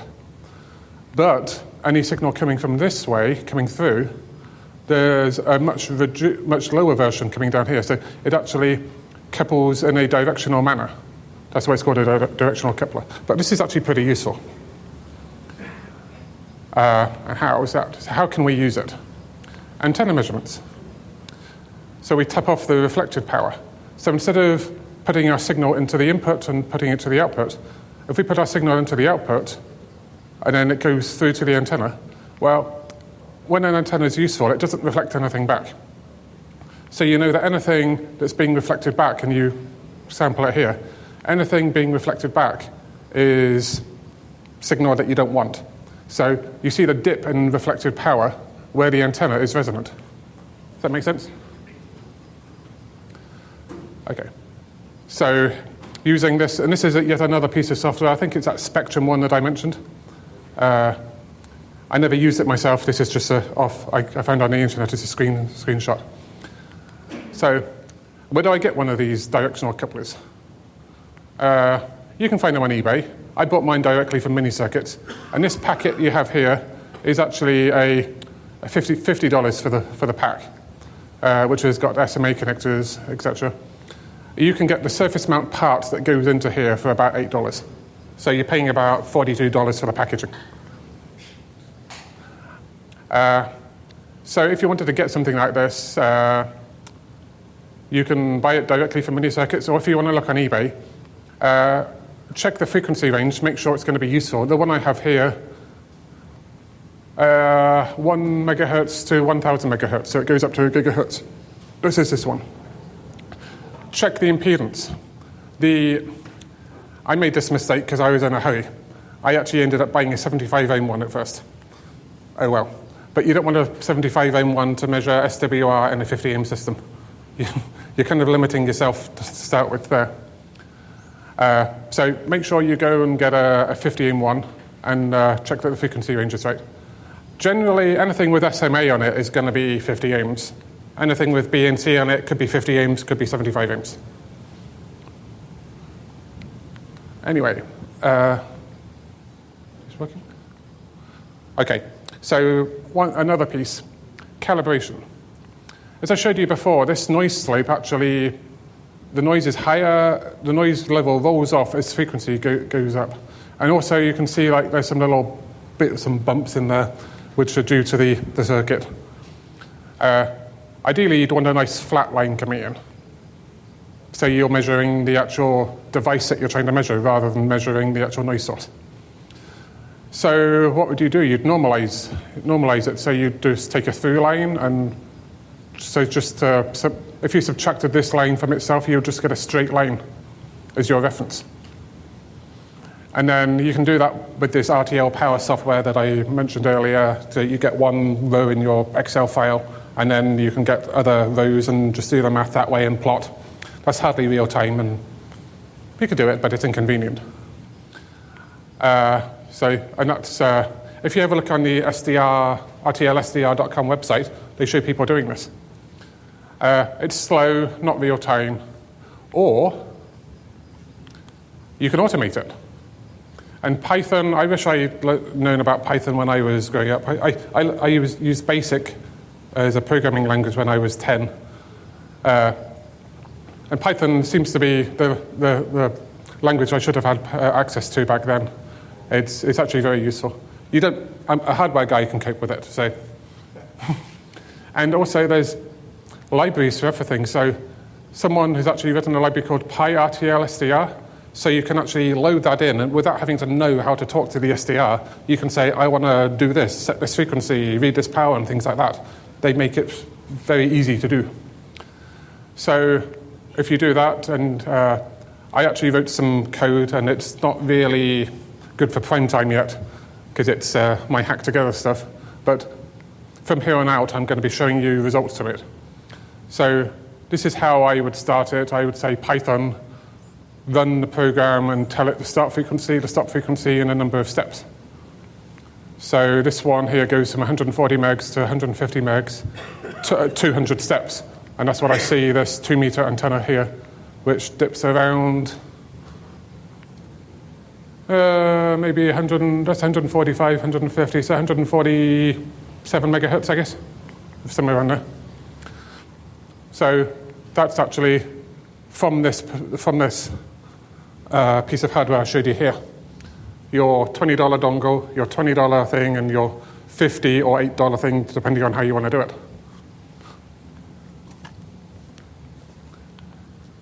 How well does it work? Well, I'm not going to do any live demos here, but I can show people later if they want. I'm going to show you measuring this filter that I showed you earlier, and also a dual band antenna, which was mentioned by, is Ed still around? Yeah, I'm going to be showing you. How bad is mine? You'll see. I have some caveats, so you're okay. I'm showing the measurement thing rather than the actual result. He's going to go kill me later, isn't he? Blame it on MFJ, that's how I measure most. Yeah. And at the end of the day, when you're measuring an antenna, if you're kind of trying to trim it, you just want to know, when do I stop cutting at the end of the day? Maybe Ed wants to do a bit more than that, but I just want to get on the air. Okay, so this filter. So this ADSB filter you can get from FlightAware. The actual specs on this filter, if you look on the website, are 980 megs to 1150 megs. With a 40 dB drop outside the passband. This is what it says on the actual website. This is a spec for it.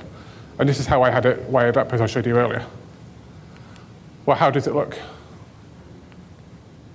Okay, so here we are. This is how I had that measured. And I'm seeing from 950 something megahertz up to 1180 megahertz. Looks pretty good. 40 dB drop outside the passband. Okay, so this line that you see here, the one at the bottom, here and here, is actually the noise floor of the measurement system. If I had it totally disconnected, you would see pretty much a line coming from here to here. So this doesn't mean that the filter has only got 30 dB of rejection there. It just means that's the noise floor of the analyzer. So that looks pretty good for not much money at all. You don't even need a directional coupler for this. So you've got this is a $40 piece of test equipment. Okay, so the Edfong J-pole. Now, it's the DB1, the first one in the pole, in the PVC pipe. So it's 2 meters and 70 centimeters. It's on the roof of my house. This isn't my house, but this is just a photo so you can see what it is. It is your house? Okay. That's why I found it online then. I just searched for pictures over the Ed Feng J pole. Okay, so it's on my house. Okay, let's see how long for now. It's on my house with about 25 feet of wire, and this is the circuit that I showed you. And I'm actually, do a wideband sweep, because you want to see where it is. So I'm going from 100 megs up to 500 meg. It shows you there's stuff going on just below 150, and here 450. I think I had 100 steps in this sweep. So you're not going to be, there's going to be holes that you can't see. So. That's better than what I ever measured. So it shows you there's two things to look at, 150 and 450, round about there. So let's go and zoom in. Now I'm comparing it. This is the $15,000 Anritsu SiteMaster. I used to work for these guys. And so the $15,000 piece of test equipment and the $50 piece of test equipment. Now, take a look here. If you actually look at the curves, I didn't get the data, but this one peaks at about maybe minus 27 dB. About maybe minus 27 dB. And these curves look pretty identical to me. I was very impressed that it was that close. The linearity in these RTL SDRs is actually pretty good. Can I use these in my spec now? That's pretty good. Sure. Small fee, small commission, right? We'll talk. And then, so this is the $50 one versus this one. Now let's go and look at the 70 centimeter one. So it peaks down. Oh, so come back to this one, I guess. This is in decibels here, but 9 dB is about 2 to 1 SWR. So this is where my 2 to 1 is, and 1.5 dB, no, 15 dB is about 1.5 to 1 SWR. So depending on your level of pain, this is the bandwidth that you would consider useful. So when I looked at 70 centimeters as well, we see the same thing. It seems the notch down here seems to be about 450. Is that about right?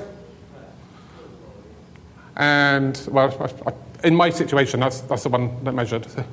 And even if you look at these ripples up here, they're pretty spot on. The level is like, this is 5 dB down.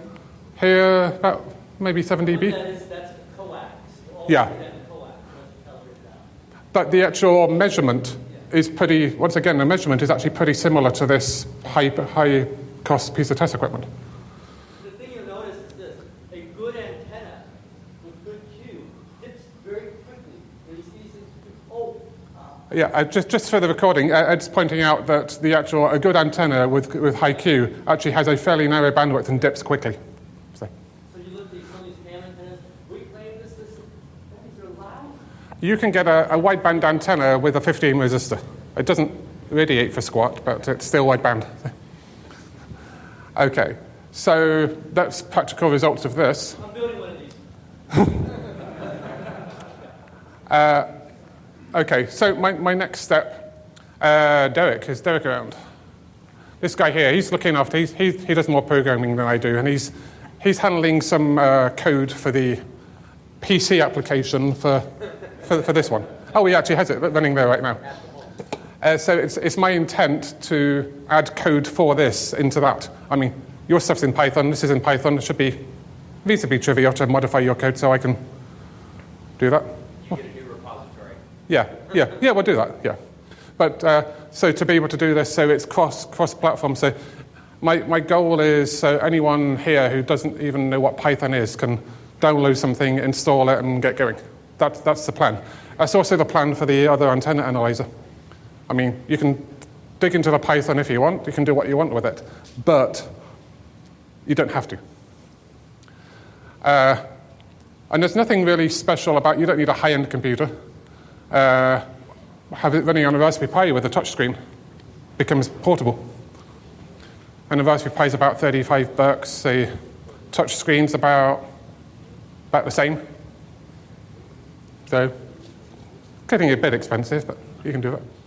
And then I mentioned earlier you can play with direct sampling mode in order to get the frequency down, so you could also potentially use this for HF.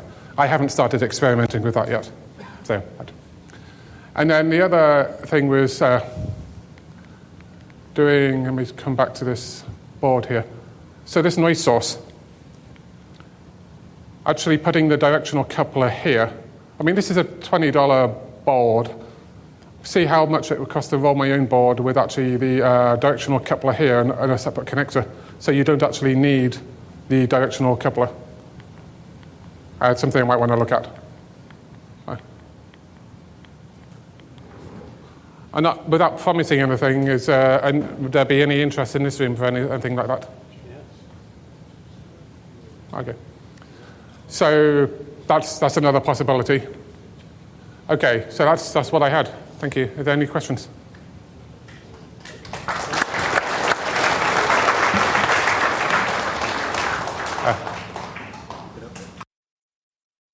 Next up is Jason, K6DGN, who's going to talk about his battery booster project to power handy-talkie off of a common 5-volt battery. So I'm Jason, K6DGN. I get confused for George on the repeater sometimes. And I've been a ham since 2012. And then I upgraded to my general in 2013. And that's where I've stayed. And I've had a lot of different radios, and I decided that one day I wanted to get into D-Star along with System Fusion. I run the System Fusion net most Sundays. I get busy. Yeah, you guys can give me all the hard time you want.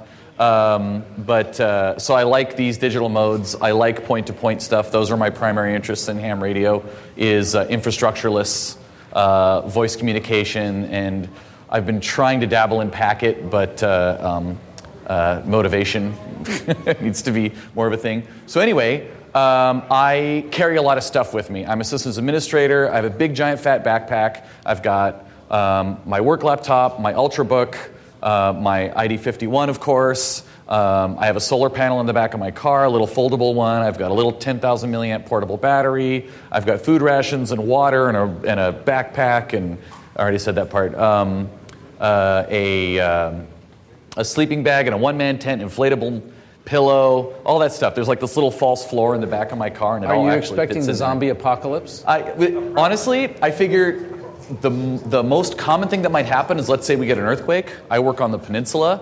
Let's say they just say, don't drive on the bridges, they're unsafe, or maybe one of them collapses or something. I can't get back to Union City, where I live.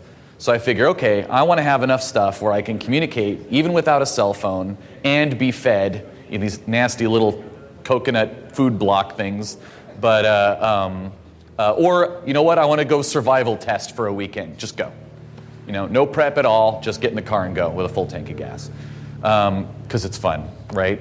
So anyway, all my stuff's USB. I've got, except for my laptop, that requires a wall wart. But I've got my little Android tablet. I got my cell phone. I've got a Bluetooth keyboard, but I have a 12-volt radio, my handheld radio, and so I'm like, okay, well. You know what? I just realized that I'm skipping a bunch of slides. So, sorry about that. So I may not have access to a wall wart. That was the best picture I could find. It had USB ports built into it. Total coincidence, I promise. I may not have access to 12 volts in a car, for example. That's my actual, that's a photo of the phone that I have, but it's not my actual phone. So it's a OnePlus 3. It's got a USB-C port on the bottom. That's my tablet that I carry around. And again, these are just all my little USB gadgets that I carry around with me every day. Even got some Bluetooth headphones. And yes, I went and found photos online of the actual stuff that I carry around. This one mostly stays in the office, but anyway. And, so how do I power that? Most of the time I power it with a wall charger. But I carry around this little 10,000 milliamp hour battery. It's smaller than a deck of cards, 10,000 milliamps. That's pretty decent, I think. Pretty dense. And I also, this is the solar panel that I keep rolled up in the back of my car. Doesn't get much use, but it never wears out. It just kind of sits there forever. And it'll do 2 amps on a sunny day, which is pretty great, or close to it. Close enough. So I already pretty much went through all this. Basically what I carry around with me and why I did this project. Oh, and I also have a go bag by the door. Everybody have a go bag? Go bags? Half a go bag? Maybe. Yeah, you got to go motorhome or go home? Go home. No. So yeah, I've got like some food rations and water and stuff like that, little FM radio, extra little set of batteries, things like that. And then I've got 2 copies of that. I used to have 2 cars. Now I'm down to 1 car. So I have 2 copies of those in the back of my car. And then I have another copy of that in my little go bag. So just whatever. But that's at home, so I have this stuff with me. And about the only thing I don't have in the back of my car, because I can't find a place to put it, is a chair. So if I can have a place to sit other than on the ground. So I decided, how cool would it be to look online and see if anybody sells a way for me to use a USB power source, like a little power brick or even just your cell phone charger, to charge the ID5131 model radio, because that's what I have. Quick side note, this project is modifiable. It's a really simple project, and this project is modifiable for just about any kind of HT as long as it doesn't draw too many milliamps if it has a little barrel connector on the side. I'm not sure how well this would work with like a Baofeng radio, because I'm not sure. Those are 12 volt, actually they're like 10 volt chargers usually. Sorry, whenever I'm doing a talk, I always manage to start staring at somebody in the front row, and this time it's him. So, but this guy draws 12 volts, around 350, 400 milliamps is my guess. The wall wart for it that it comes with is 500 milliamps at 12 volts. It has a 3.5 outer, 1.3 inner diameter barrel connector. That's what this radio comes with. So in order to do this project, of course, you need a radio. And like I said, it could be any radio. You just have to make some adjustments and make sure that the polarity for the barrel connector is right, make sure your voltage is right. The main board that makes this project work is adjustable. It's got a little pod on it. So you'll need your radio. This is the actual board, which I'll go into some of the details on this board later. But it is the YEECO, YEECO 2577 boost converter. I bought this on Amazon. The link's at the bottom, and this presentation will also be on the Baynet site. So if I let George put it up, we'll see if he's really nice to me. You'll need a little project box. These ones are really tiny, 40 by 20 by 11 millimeters. You could use a bigger box if you wanted, but I like a challenge, I guess. This particular one is the UX Cell 40 by 20 by 11 millimeter power project case. And I found these, and they're actually supposed to be the right size, the way they're listed on the inner diameter, but only on one half. The other half has like a little clip in it, and so I had to hog that out with a Dremel, and then use hot glue, which is a precision instrument, as everyone knows. You'll also need some barrel connectors, of course. These are not the ones I used for the one that I built, but I found these on Amazon. They are the 3.5 outer, 1.3 millimeter inner DC plug barrel connector. And they were, I don't remember what the price was. I think the 10-pack was like $8 or something like that. And these are the solder types. I know, right? Well, I didn't buy these. I didn't buy the 10-pack for $8. I bought the 1-pack at $8 at Fry's. So way better value when you think about it. Yeah, so very high quality, as you can tell. So you'll need at least 400 feet of 20 gauge wire. No, actually, you need about 1 foot of 20 gauge wire. You need a good soldering iron. I have a knockoff Hako from Radio Shack. It actually uses the same tips. I've had it since 2009. Awesome little $70 digital soldering iron. And a good quality multimeter. I think I have one from the 99-cent store. No, I'm kidding. It's not quite that bad. Get a good multimeter, mainly for testing your voltage output and to make sure you don't have any bridge connections, since you are working with power and like a $400 handheld radio. And if you'll need a Dremel to hog out the connector or the little box if you go that route. You don't have to use a box that small. Heck, you don't need to use a box at all. You could just wrap the thing in shrink wrap if you wanted to, which probably would have been a better idea. You'll also need a USB power source. Quick side note, this hyper juice thing here on the left, I knew that I was going to be showing this to a bunch of hams, and I wanted to try and find, I'm going to pay more attention to this side of the room for a while. I wanted to try and find the most gaudy, ugly, horrible, gross-looking USB power I could find, and I figured if it was like blingy gold with like bejeweled little plastic gems on it, couldn't find anything like that. It was the best as I could do, so I thought it was funny. Yeah. Okay, so here's the layout of the board. This is right off the actually shockingly useful page on Amazon. So as you can see, there are the inputs here on the 12 volts, or on the DC input side. It expects, obviously, 5 volts if you plug it into the USB, but I'd imagine it doesn't really, actually, I take that back. I don't think it expects 5 volts. It just expects some kind of input. And then the pot is the big giant blue thing there with a little gold flathead port on it here, and then you have your output. And that's basically the entire board. It's totally super duper dead simple. So that's what the board looks like. And it will take, apparently, it'll take anything from 5 to 24 volts, and it will boost that up to 28 volts depending on what your input is. It's obviously boost only, so you can't put, 12 volts into it and get 5 volts out of it, obviously. So, by the way, I am not even remotely an electronics engineer, not even close. So if I say anything wrong, please feel free to tell me. So again, these are just some specs on the 2577. Again, these are right off the Amazon page. It calls itself a step-up voltage regulator stabilizer. It actually does put out a really good, solid voltage. I didn't measure it under load, but my radio charges and doesn't explode, so I figure it's probably okay. And then it says, this is kind of the weird part. The output, it says 5, 9, 12, 24, and at 2 amps. I am not sure where they're getting that number because even at 5 volts, the manufacturer recommends not drawing more than 500 milliamps off the board. And it is actually completely linear. It's not like you're turning the pot and then it goes 9, 12.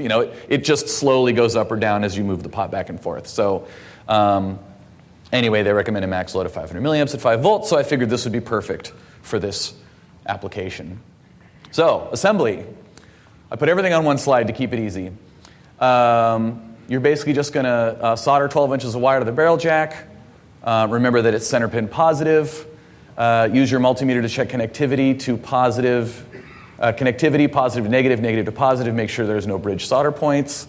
Plug the board into your USB power source. Smoke check, I guess, or what do they call it, smoke test. Use your multimeter to measure the output voltage while adjusting the pot to get as close to 12 volts as possible. If all that checks out, you should be able to charge your HT via a USB power source. If you want to go one step further, you can get these, there's a bazillion different kinds. You can get these little USB power meters. And so you plug it into your USB power source, then you plug your draw into it, and it shows you voltage and milliwatt or amp draw. Or, it'll show you how many amps are being drawn. Sorry. I have like a really super little basic one with like a little 3-segment, or it's a 4 8-segment display, and it just goes back and forth between voltage and wattage. I got it at PacificCon for like $3, and it hasn't exploded yet, so quality. After that, if you want, you can put the kit into an enclosure, maybe wrap it in shrink wrap. You should never need to adjust it again. And I'll show you a couple of little things that I did. If you do use the little tiny enclosure, as I said before, you'll actually have to hog out the upper lid of it because it goes down to the lower lid and then the box is in the way. So what I ended up doing is I actually removed the lower lip, so everybody can see me here. I removed the whole thing so that there's basically just the corners on the lid were there, and then I double-side sticky taped the board into the wider of the 2 portions of this little tiny project box.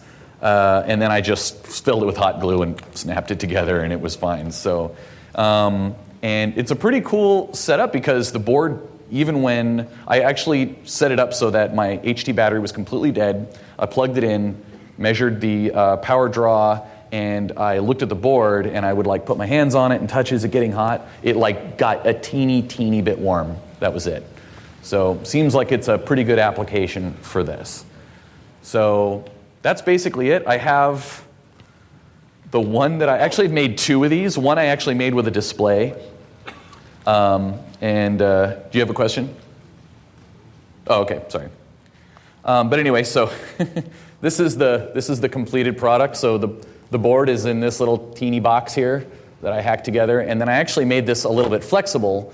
This is a 2.1 by 5.5 millimeter barrel to the 3.5 outer, 2.3 inner adapter, so that I could plug this into something else that's 12 volts, because 2.1 millimeter barrels are the best, and they get used in a bazillion different things. So this is what I ended up going with, and it's pretty handy. I carry it around with me everywhere I carry my radio, and it doesn't take up any space, and I love it. So hopefully you found this project useful, even though it's pretty simple, and make one yourself. So thank you.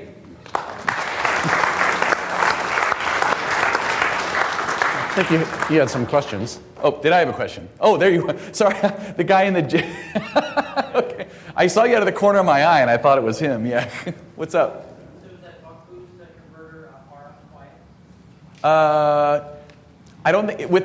I don't know. Probably not. The question was the boost converter RF quiet? And with the ID51, it really doesn't matter, because in the manual it says you probably shouldn't use your radio while you're charging it, because the switching wall wart that it comes with puts out a ton of noise. Even monitoring is just like awful with that thing. But so I don't know. I haven't tested it, but I've got one more of these boards. I think maybe I can work with you at some point, so you can see how noisy it is. Yeah. What about overcharging? Any issue with that? The question was, is there any issues with overcharging? None that I've seen. This is just supplying 500 million. Well, the radio draws what it wants, but it's just supplying 12 volts to the charging circuit built into the HT. So the HT just charges until it's done, just like it were plugged into the wall. And yeah, I've done a bunch of charges. Ed. That's a really cool idea. Oh, thank you. USBs all over the place. Yeah. Not everyone uses 5 volts or 3 volts. Yeah, thank you. It would make a great product. But now, if you start charging the AC, it's pretty high current. But a lot of the USB ports are limited to like 5 to 20 amps at most. Yeah, so in that case, I think the board would probably voltage sag or something bad would happen.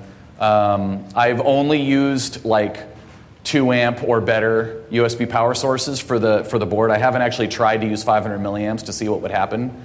My guess is it would just either sag or shut off, or not provide enough voltage to charge the HT. I had a really bad experience with that USB.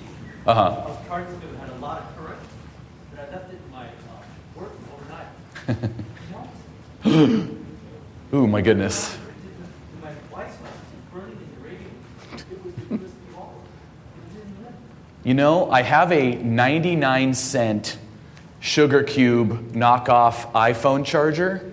I should totally try this under very carefully observable conditions, and a smoke detector, and probably a fire extinguisher. Overnight it got really warm first, right? But it didn't have an automatic cutoff.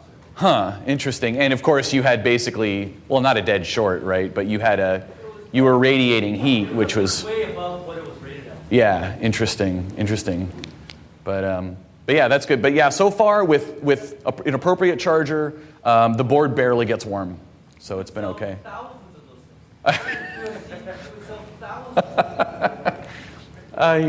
Baynet.com LLC. So, well, I mean, I didn't make the board. I bought the board off Amazon, so. I think what Ed's telling you is you need to patent this thing. I think I should. So for ham radio use. This is going to be on chargeyourradio.com 360.net. Yes. I've done the same thing and used 4 AA batteries, and it works beautiful. Well, wouldn't that only get you 6 volts? Oh, with one of these little boards? Oh yeah, that would be perfect, because this thing will take whatever you put into it, pretty much. Just use 4 AA batteries. It fits in an output pin. Set it for whatever voltage you're.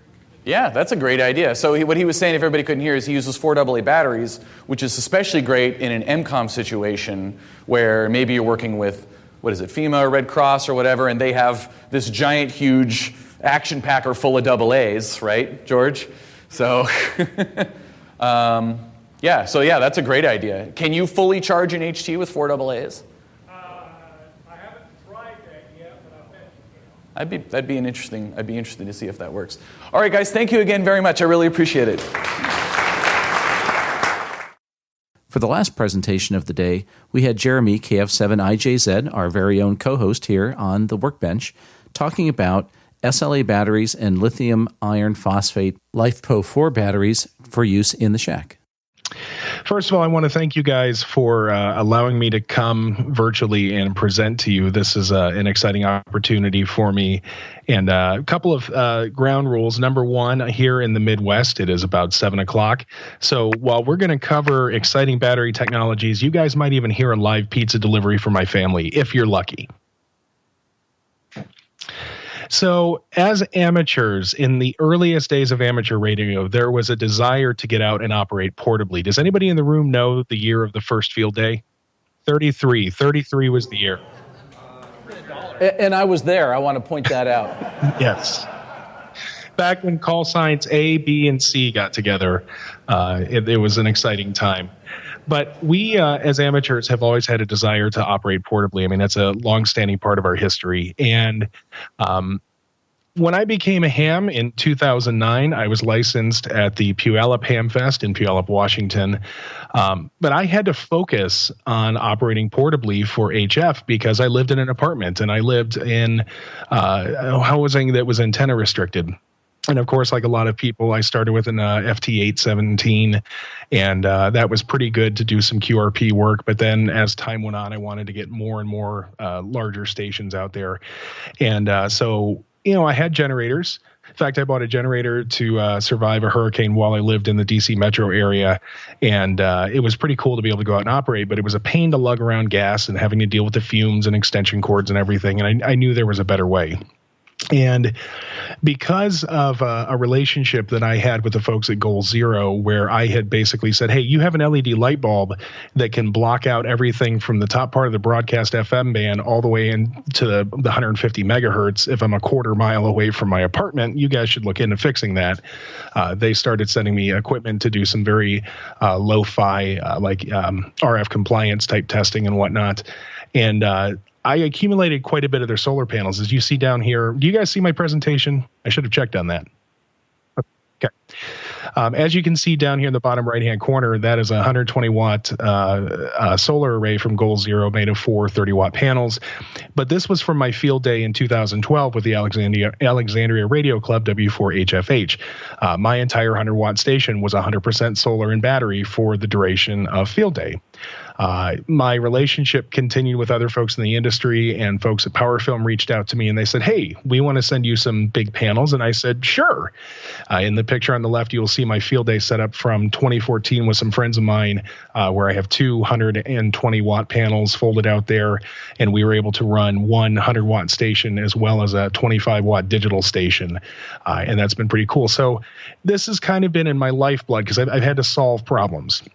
And solar being one thing, but today we're really going to focus on batteries. And here on my left, you will see my QRP lithium iron phosphate setup. And on the right, you'll see my 40 amp hour, 240 watt solar kind of QRO setup for field portable operation. So at a high level, setting the solar stuff, the solar charge controllers aside, focusing purely on batteries.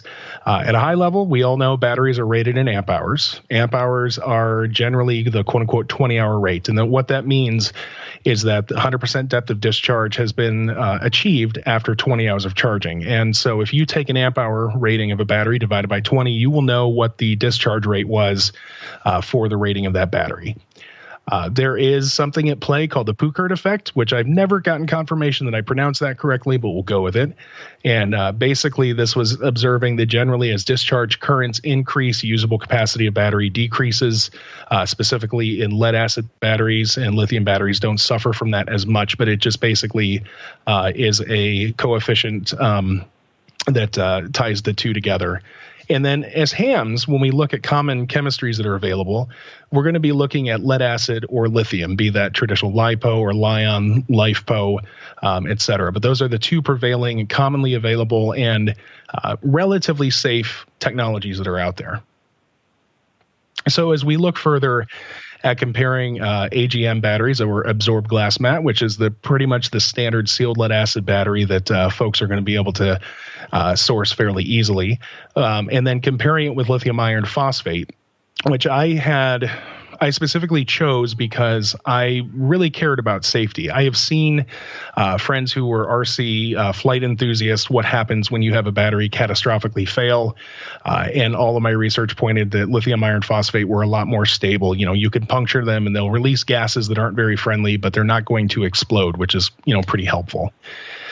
Just comparing the two technologies at a high level, common 12-volt nominal cell for absorbed glass mat technology is going to be 12.6 to 12.8, and that's at approximately 2.1 volts across 6 cells in the battery, whereas lithium iron phosphate is going to be 12.8 to 13.2 nominal at approximately 3.3 volts per cell across 4 cells in the battery. AGM batteries are 100% discharged at 10.5 volts, and generally speaking, industry guidelines say the ideal usage is really not to discharge them beyond about 50%, which is around 12 volts. On lithium iron phosphate, 10 volts is the 100% depth of discharge, and the ideal usage is about 80%, which is also around 12 volts. Now, when I've done a lot of battery research, one of the things that we all know as amateurs, if you're looking at your standard commercial 100-watt HF rig, generally speaking, they're going to tell you that the operating voltage is 13.8 volts plus or minus 15%. Well, minus 15% is like 11.72. I round up to 11.8 because I like my batteries to be as healthy as possible. And all the research and tests that I have done have been done discharging to 11.8. For lead acid batteries, 11.8 volts is approximately 70% of the total rated capacity of the battery, or 70% depth of discharge, whereas it's 90+% depth of discharge for lithium iron phosphate. So you're already seeing you get more usable voltage out of the lithium chemistry than you do the lead acid chemistry as far as total energy capacity of the battery. For AGM batteries, industry tells us that they are good for somewhere between 100 and 500 discharge cycles. And this is information from product literature, batteriesuniversity.com. And I have not really found a good guide, nor have I sat down and actually run many charge and discharge cycles to measure this myself.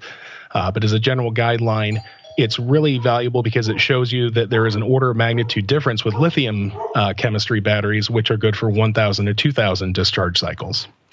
Absorbed glass mat batteries are inexpensive but heavy, and LifePo batteries are expensive and light. And then one other feature of lead acid chemistry,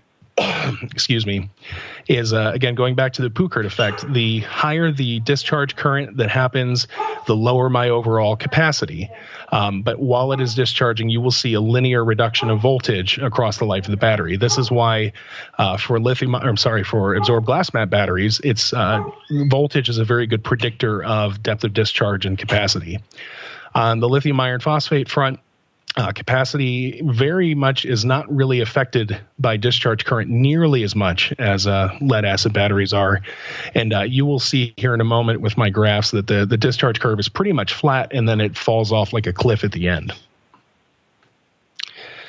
So one of the things that I have done is I have accumulated enough benchtop lab equipment, some decent 25, 30 amp switching power supplies, which I often have used to simulate the sun when working with different charge controllers and trying to profile them. But along my battery testing and things that I've done for my YouTube channel, I also picked up a programmable DC load. I'll cover that here in a second. But for this particular round of testing, I had already purchased an A123 systems, which I'm sure everybody is familiar with them. They were in the news quite a bit several years ago. At this point, they really are no more. They were purchased by NEC. But I had purchased one of their lithium iron phosphate batteries, which is basically the same size as your standard 7 to 9 amp hour AGM battery. And it was interesting because it was super lightweight, it was super resilient, gave you a lot of energy density, and it's something that was very good for QRP. And that battery is actually the battery you see here on the left. Of course, I also had a myriad of the 7 and 9 amp hour AGM batteries purchased for everything from UPSs to just doing radio projects. But I had actually recently had to rebuild a UPS and had built a battery pack, but then come to find out the UPS was actually dead. So I happened to have a brand new AGM battery that had not been used sitting around. And then finally, a brand that I started hearing about initially from Bob Heil's show, Ham Nation. Gordo has a relationship with this company called Bioenno, which, if I remember correctly, I think you guys may actually have 1 or 2 of their batteries as door prizes there, if I remember what George told me. But I met Bioenno at Dayton last year, and they're a company in California who manufactures basically lithium iron phosphate power modules. And they make everything from battery packs that are in nice plastic cases similar to the AGM batteries, all the way down to just wrapped cells in shrink wrap for the absolute most lightweight portable batteries that you can get. But after talking to him at Dayton, when we got back, I sent him an email. I said, hey, I'm really interested in your batteries. I have this background in testing these things. Here's my YouTube channel. Would you please send me one? I'd like to test it against the A123 and the AGM because initially it seemed like a good value. If we compare these real quickly, the A123 battery was $135. On branded under NEC, there's now available for about $150, rated at 4.6 amp hours. The battery weighs 2 pounds, and we have between 1,000 and 2,000 cycles. So approximately we're looking at $29 per rated amp hour, and then approximately 2.3 amp hours per pound, with a total cost of rated lifetime amp hours minimum, assuming 1,000 cycles, of 2.9 cents. And if you get the lifetime out of the battery, it would be 1.5 cents per amp hour. The AGM battery I sourced locally for $25 from a retailer called Battery Giant. It's rated at 9 amp hours. It weighs 6 pounds. It should be minimum 100 cycles, maximum 500 for a $3 per amp hour cost, but 1.5 amp hours per pound, and a minimum of 2.8 cents dollars per amp hour and a maximum of the best value of 0.6 cents per amp hour. Finally, the Bioenno battery was available for $95, $107 with a charger, rated at 8 amp hours, weighed 2.4 pounds, again, 1,000 minimum cycles, 2,000 max, for $12 per amp hour, 3.33 amp hours per pound, and a dollars per lifetime minimum of 1.2 cents per amp hours, going up to the maximum of 0.6. So this battery already compares favorably with the AGM if you were to actually get the full lifetime out of it. But even from the minimum perspective, this already seemed to be a good value. So my testing methodology was to conduct a series of constant current tests, 250 milliamps, 1 amp, and 10 amps, and then 2 duty cycle tests of 250 milliamps for a 2-to-1 ratio with 3 amps. So basically this was simulating if you had a KX3 in the field with every option turned on receive, assuming a 2-to-1 receive to transmit ratio. I modeled 250 milliamps for receive, 3 amps for transmit, which is kind of extreme cases. And then if you had a 100 watt barefoot radio and maybe you had it turned down a little bit, or you assume a 50% duty cycle overall, those average radios, something like a 7300 draws 1 amp on receive.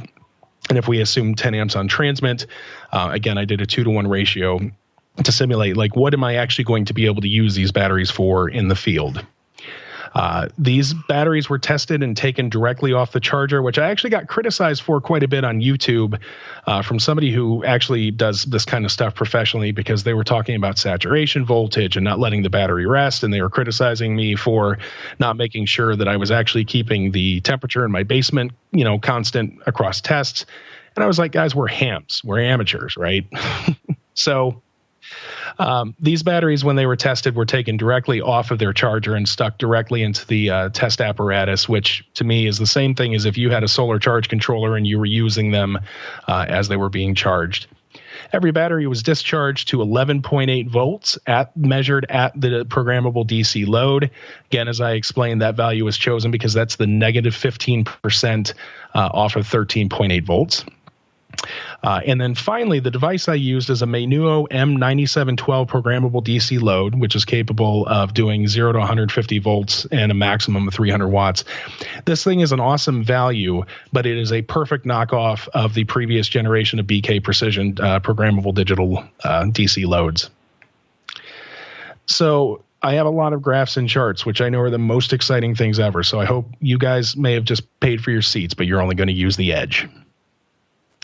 Starting with a 1/4 amp of current, one of the things to point out first, the blue and green lines are your lithium iron phosphate batteries, whereas the red line will be your lead acid.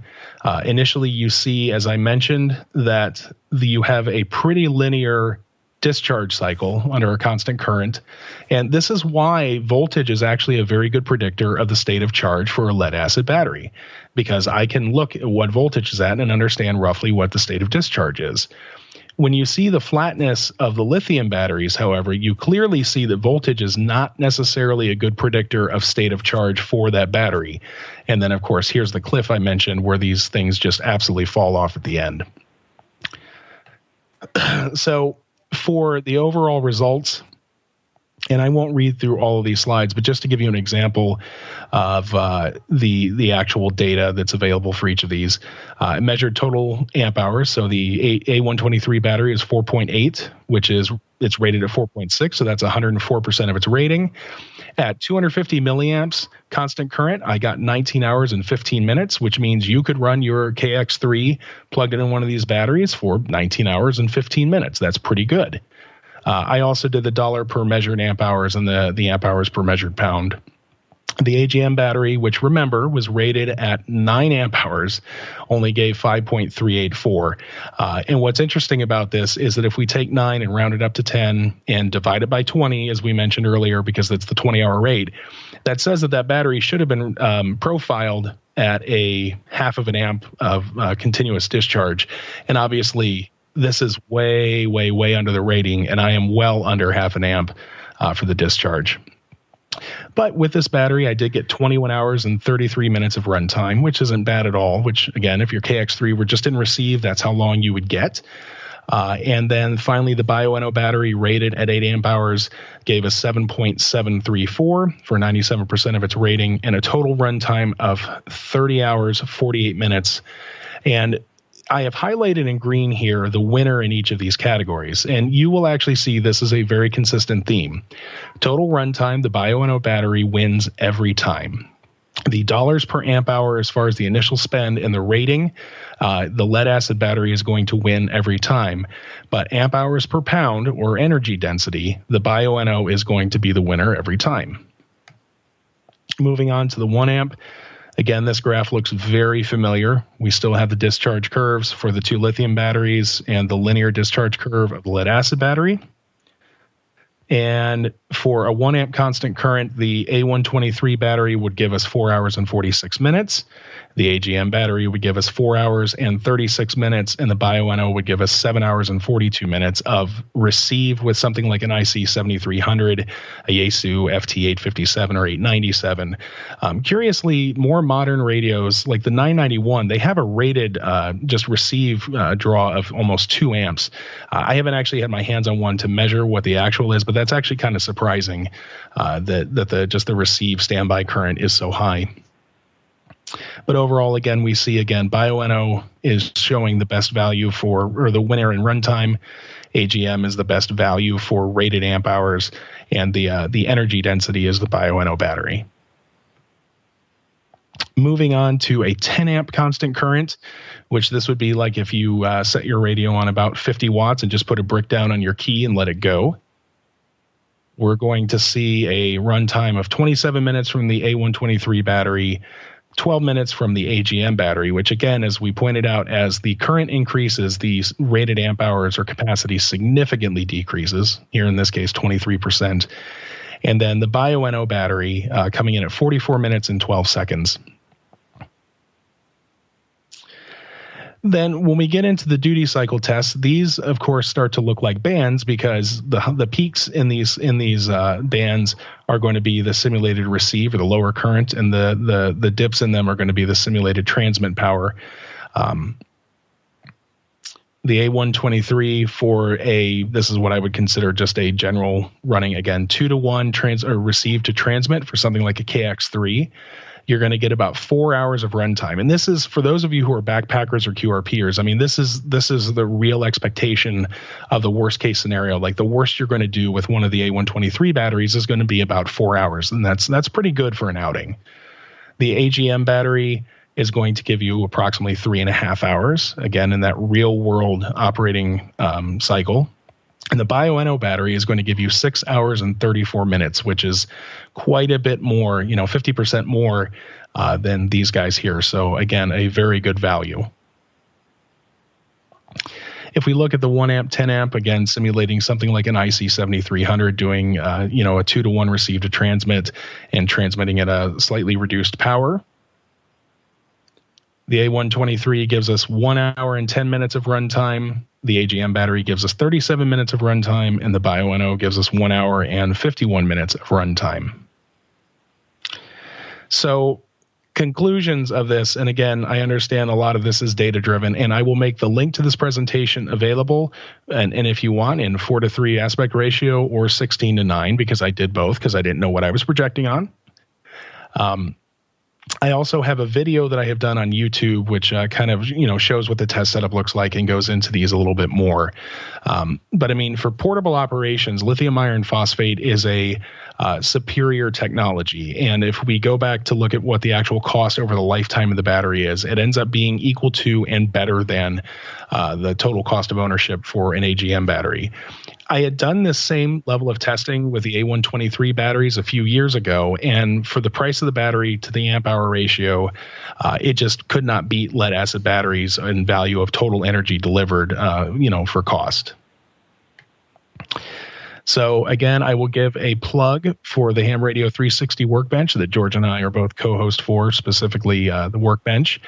You can find me on YouTube by searching for my call sign KF7IJZ, and find me on Twitter at KF7IJZ, and contact me via email at KF7IJZ@gmail.com. And I would be happy to take questions because I kind of breezed through that. All right, Jeremy, the room is still full of people on this side. So, yay. You didn't laugh at my jokes, and again, this seemed like a great idea, is be like, look at all these things I found, but then I just read tables. I apologize for that. Thank you for sticking around. No, it was awesome. So we have several questions, and we're going to run around the room here and pass the mic. I'll hear the question, and we'll see if you could hear it. If not, I'll repeat the question. Thank you. Hi, this is Richard, K8SKB in California. Wanted to get an idea if you're out there in freezing cold Ohio, if you've had a chance to try these recycle curbs and so on in real world outdoor conditions at this time of year. Did you hear the question? I did not. Okay. The question is, since you live in the Arctic Midwest, and when you go outside, you see that like the white stuff on the ground. Have you done any of these tests with these batteries in outdoor, real-world kind of conditions? So in lower temperatures, I have not. And that's actually a really good suggestion. Because, that's something that I could technically get a cooler and fill it with ice and get them down to around freezing or, maybe between 30 and 40 degrees Fahrenheit.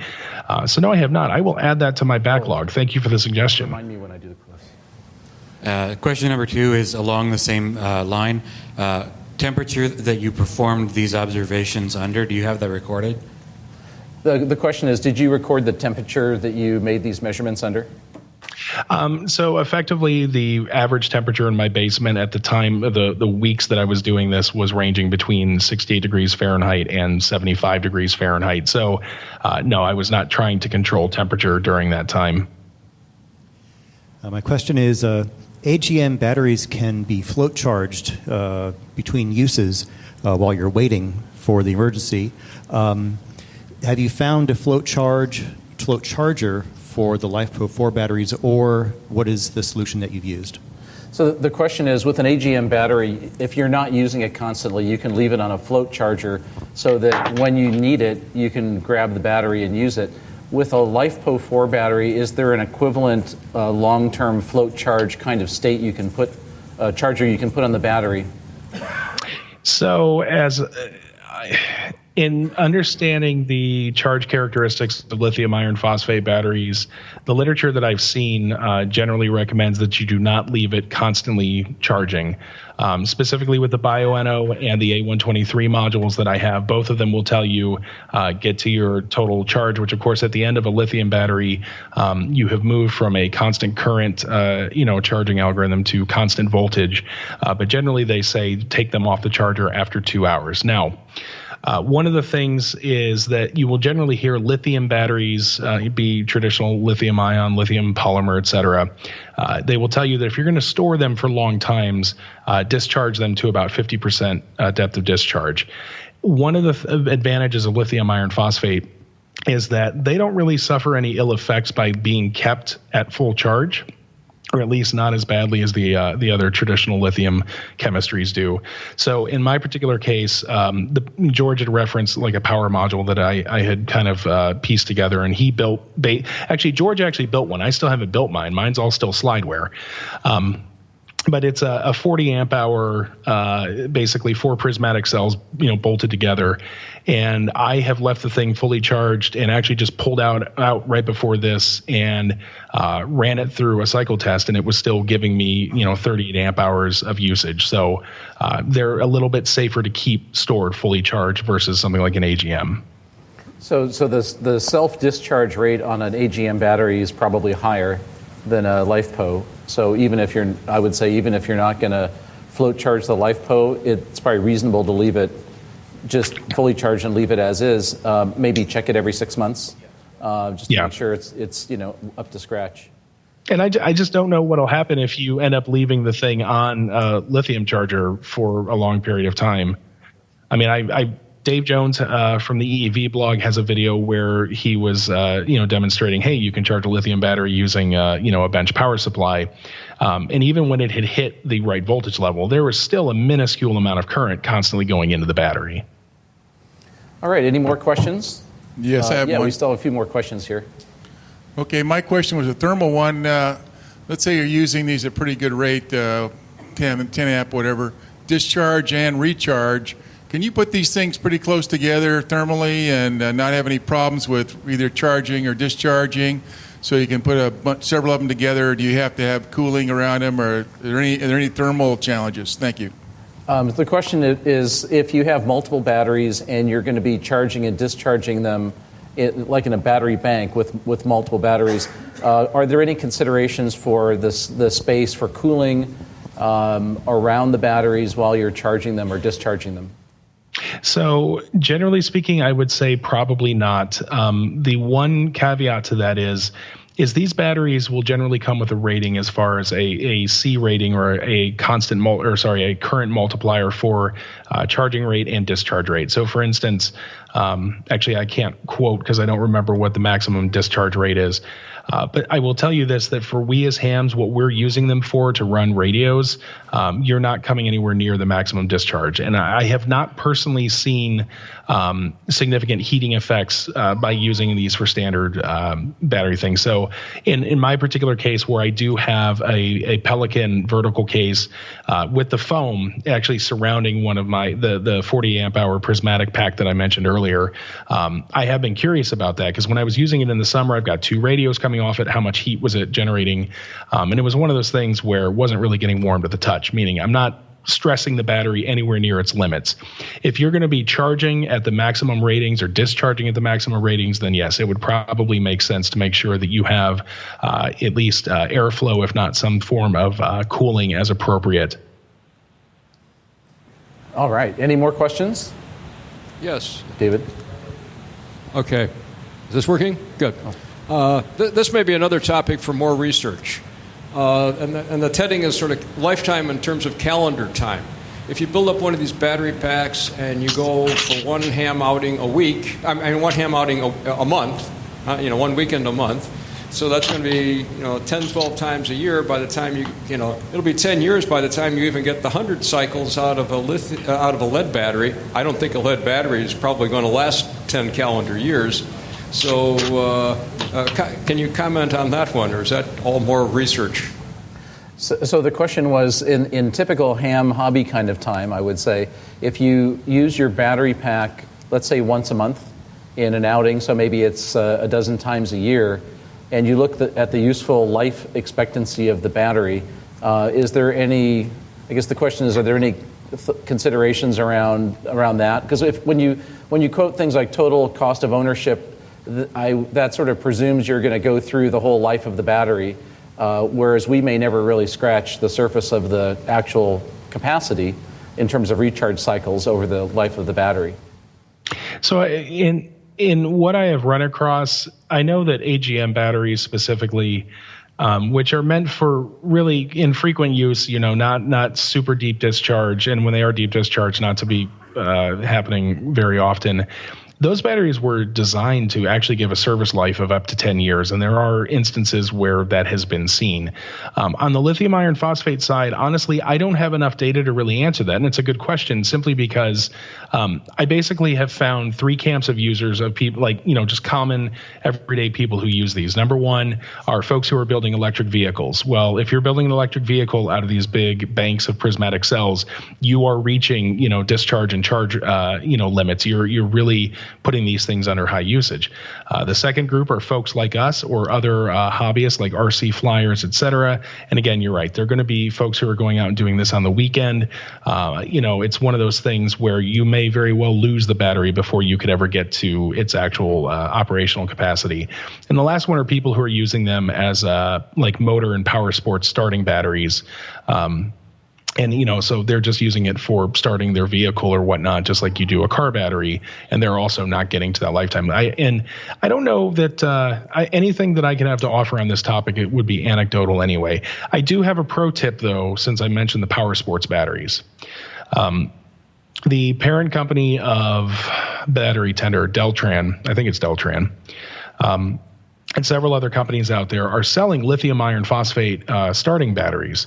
And the thing is they will not necessarily openly disclose what the actual rating of the battery is. They'll tell you that it's a 40 amp hour equivalent. And the first time I saw this, and I saw that battery was $60 on Amazon for a 40 amp hour equivalent battery, I was through the moon. But then I called them, I said, what do you mean by that? And they said, well, that's the starting equivalent. And, the battery itself had an incredibly low watt hours rating, and the actual amount of capacity inside the battery was like 4 amp hours.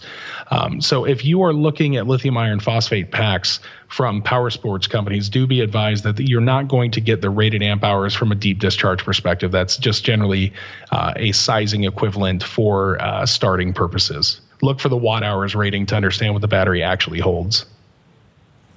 Okay, any more questions before we wrap? Oh, one more? The one question I had was having to do with iron phosphate batteries. Their high rate discharge rate was actually not much more than about 10 amps. What if I wanted to run a 150 watt amplifier or something like that? Do they have 20 or 30 amp discharge rates? So the question is, are there any higher current discharge rates for these batteries rated? So if you had, let's say, a very high load like an amplifier where you're drawing 20 or 30 amps on some of these batteries, do they spec that? Yeah, well, the batteries that I looked at specifically, the answer is no, because, you mentioned 10 amps, but you'll generally find lithium iron phosphate batteries will give a discharge rate in terms of C. And in the case of the bioNO batteries, this is an example. The rate may be 10C, which means no more than 80 amps total discharge, and then they may have a peak capacity that's a little bit over that. But the cells, the prismatic batteries that George and I have came from a company in Arizona called, I think it's Elite Power Solutions or Elite Power Systems. And they're using these prismatic packs that are sandwiched together, and these batteries are rated for 30C. So the battery that I have here is designed to be able to support 120 amps of continuous discharge. And again, because their main market are people who are building DIY electric vehicles. And so depending on the chemistry, depending on the packaging, because one other thing to remember about these lithium iron phosphate batteries is that inside of them you have over voltage protection, under voltage protection, over current protection. So some of the rating you're going to see in a battery module like that is going to be actually more dictated by the electronics in it, not necessarily the cells themselves. Whereas if you look at the going back here to if you look at this box, each one of these, and it may be hard to see, each one of these purple lines is a prismatic cell. And there's the only electronics on here are top voltage balancing units, which just basically makes sure that as you charge this battery, they all get to the same voltage for balancing purposes. But each one of these packs is designed to do 30C continuous, which each one of these is 40 amp hours. So 120 amps continuous, and they can peak to 40C. All right, excellent. I think that's it for questions. My one last comment or question for you, Jeremy. So from a practical shopping, I'm going to leave here and go buy something because I can't stand it anymore perspective. For a portable station, let's say when you think about going into the field, maybe taking a 100-watt radio, how big a battery, like if you're going to get a BioNO battery, well, first of all, would you pick them? And secondly, how big a battery would you advise somebody to get? Oh, that's a good one for like a tradition, say a field day station, right? Right. So, first of all, the BioNO thing, which this whole presentation reads like a BioNO commercial, and that's kind of by design, mainly because I get emails every week from people saying, "Hey, have you heard of this no-name battery? Have you heard of this no-name battery? Have you heard of this no-name? Have you tested these?" And the long and short of it is there are more and more companies popping up selling these all the time. BioNO had caught my attention because I had a viewer ask me about them, but then I had seen them on Ham Nation when Gordo was visiting them and talking about their stuff. I had the opportunity to meet them in person, and so I specifically requested that they send me a sample. The reason that I thought they were so important is right here. Is that this battery at $135 is just not as good a story as a similar battery at $95. And not only is it that critical sub $100 price point, it was also 8 amp hours. It's one of those things where, again, I've seen batteries rated at things, I test them and they come nowhere near it. This AGM is a great example of that. But I ran them through the paces and they actually came out relatively close to 8 amp hours. And so I thought that was overall a pretty good value. As far as sizing a lithium iron phosphate battery for something like field day, for me, it was 40 amp hours. And there actually is I thought I had something else I could show. There is actually another a formula that I could have put in here, but I actually cover this on my YouTube channel as far as understanding how do you understand what your energy requirements are by taking a look at what are the receive and transmit currents of your radio, and then understanding what the ratio is of in an hour. Are you going to spend 40 minutes receiving, 20 minutes transmitting? And there's a formula that you can use to roughly estimate the total amp hours that you need. Another thing to consider, too, is that this module was built because I also have a 10 amp solar charge controller that goes on it, and then I have 240 watts that I can put back into the system. And so this battery, truthfully, as long as it's sunny out, didn't become important until the sun went down. But if you're just trying to lug a battery out and you're not going to be able to replenish it, then that's a different question. And like I said, generally 40 amp hours in lithium iron phosphate is what I recommend. The problem on the lead acid side is as we talk about here, 11.8 volts is when your radio stops. And actually, for those of you who had ICOM IC7000s, they famously will not do 100 watts at 11.8 volts. Like that the total power output does start to decline as you get closer to the lower voltage. So if you're buying a battery that says it's 40 amp hours, well, you really only 70% of that is usable in the best possible case scenario. So you're not even getting the full capacity rated that's usable. And that's ignoring talking about using battery boosters and things like that. All right, so I think that's it. That's some great advice, and I don't know if you can hear everybody out here, but we all want to say thanks a bunch for carving out time in your evening and joining us out here. Next time you'll have to do it in person. Well, thank you very much for having me. Again, I will make sure that George has links to these things and can get them out to your mailing list. Thank you guys for supporting the podcast, and thank you for all the great things you guys are doing in the Bay Area for amateur radio. Thanks.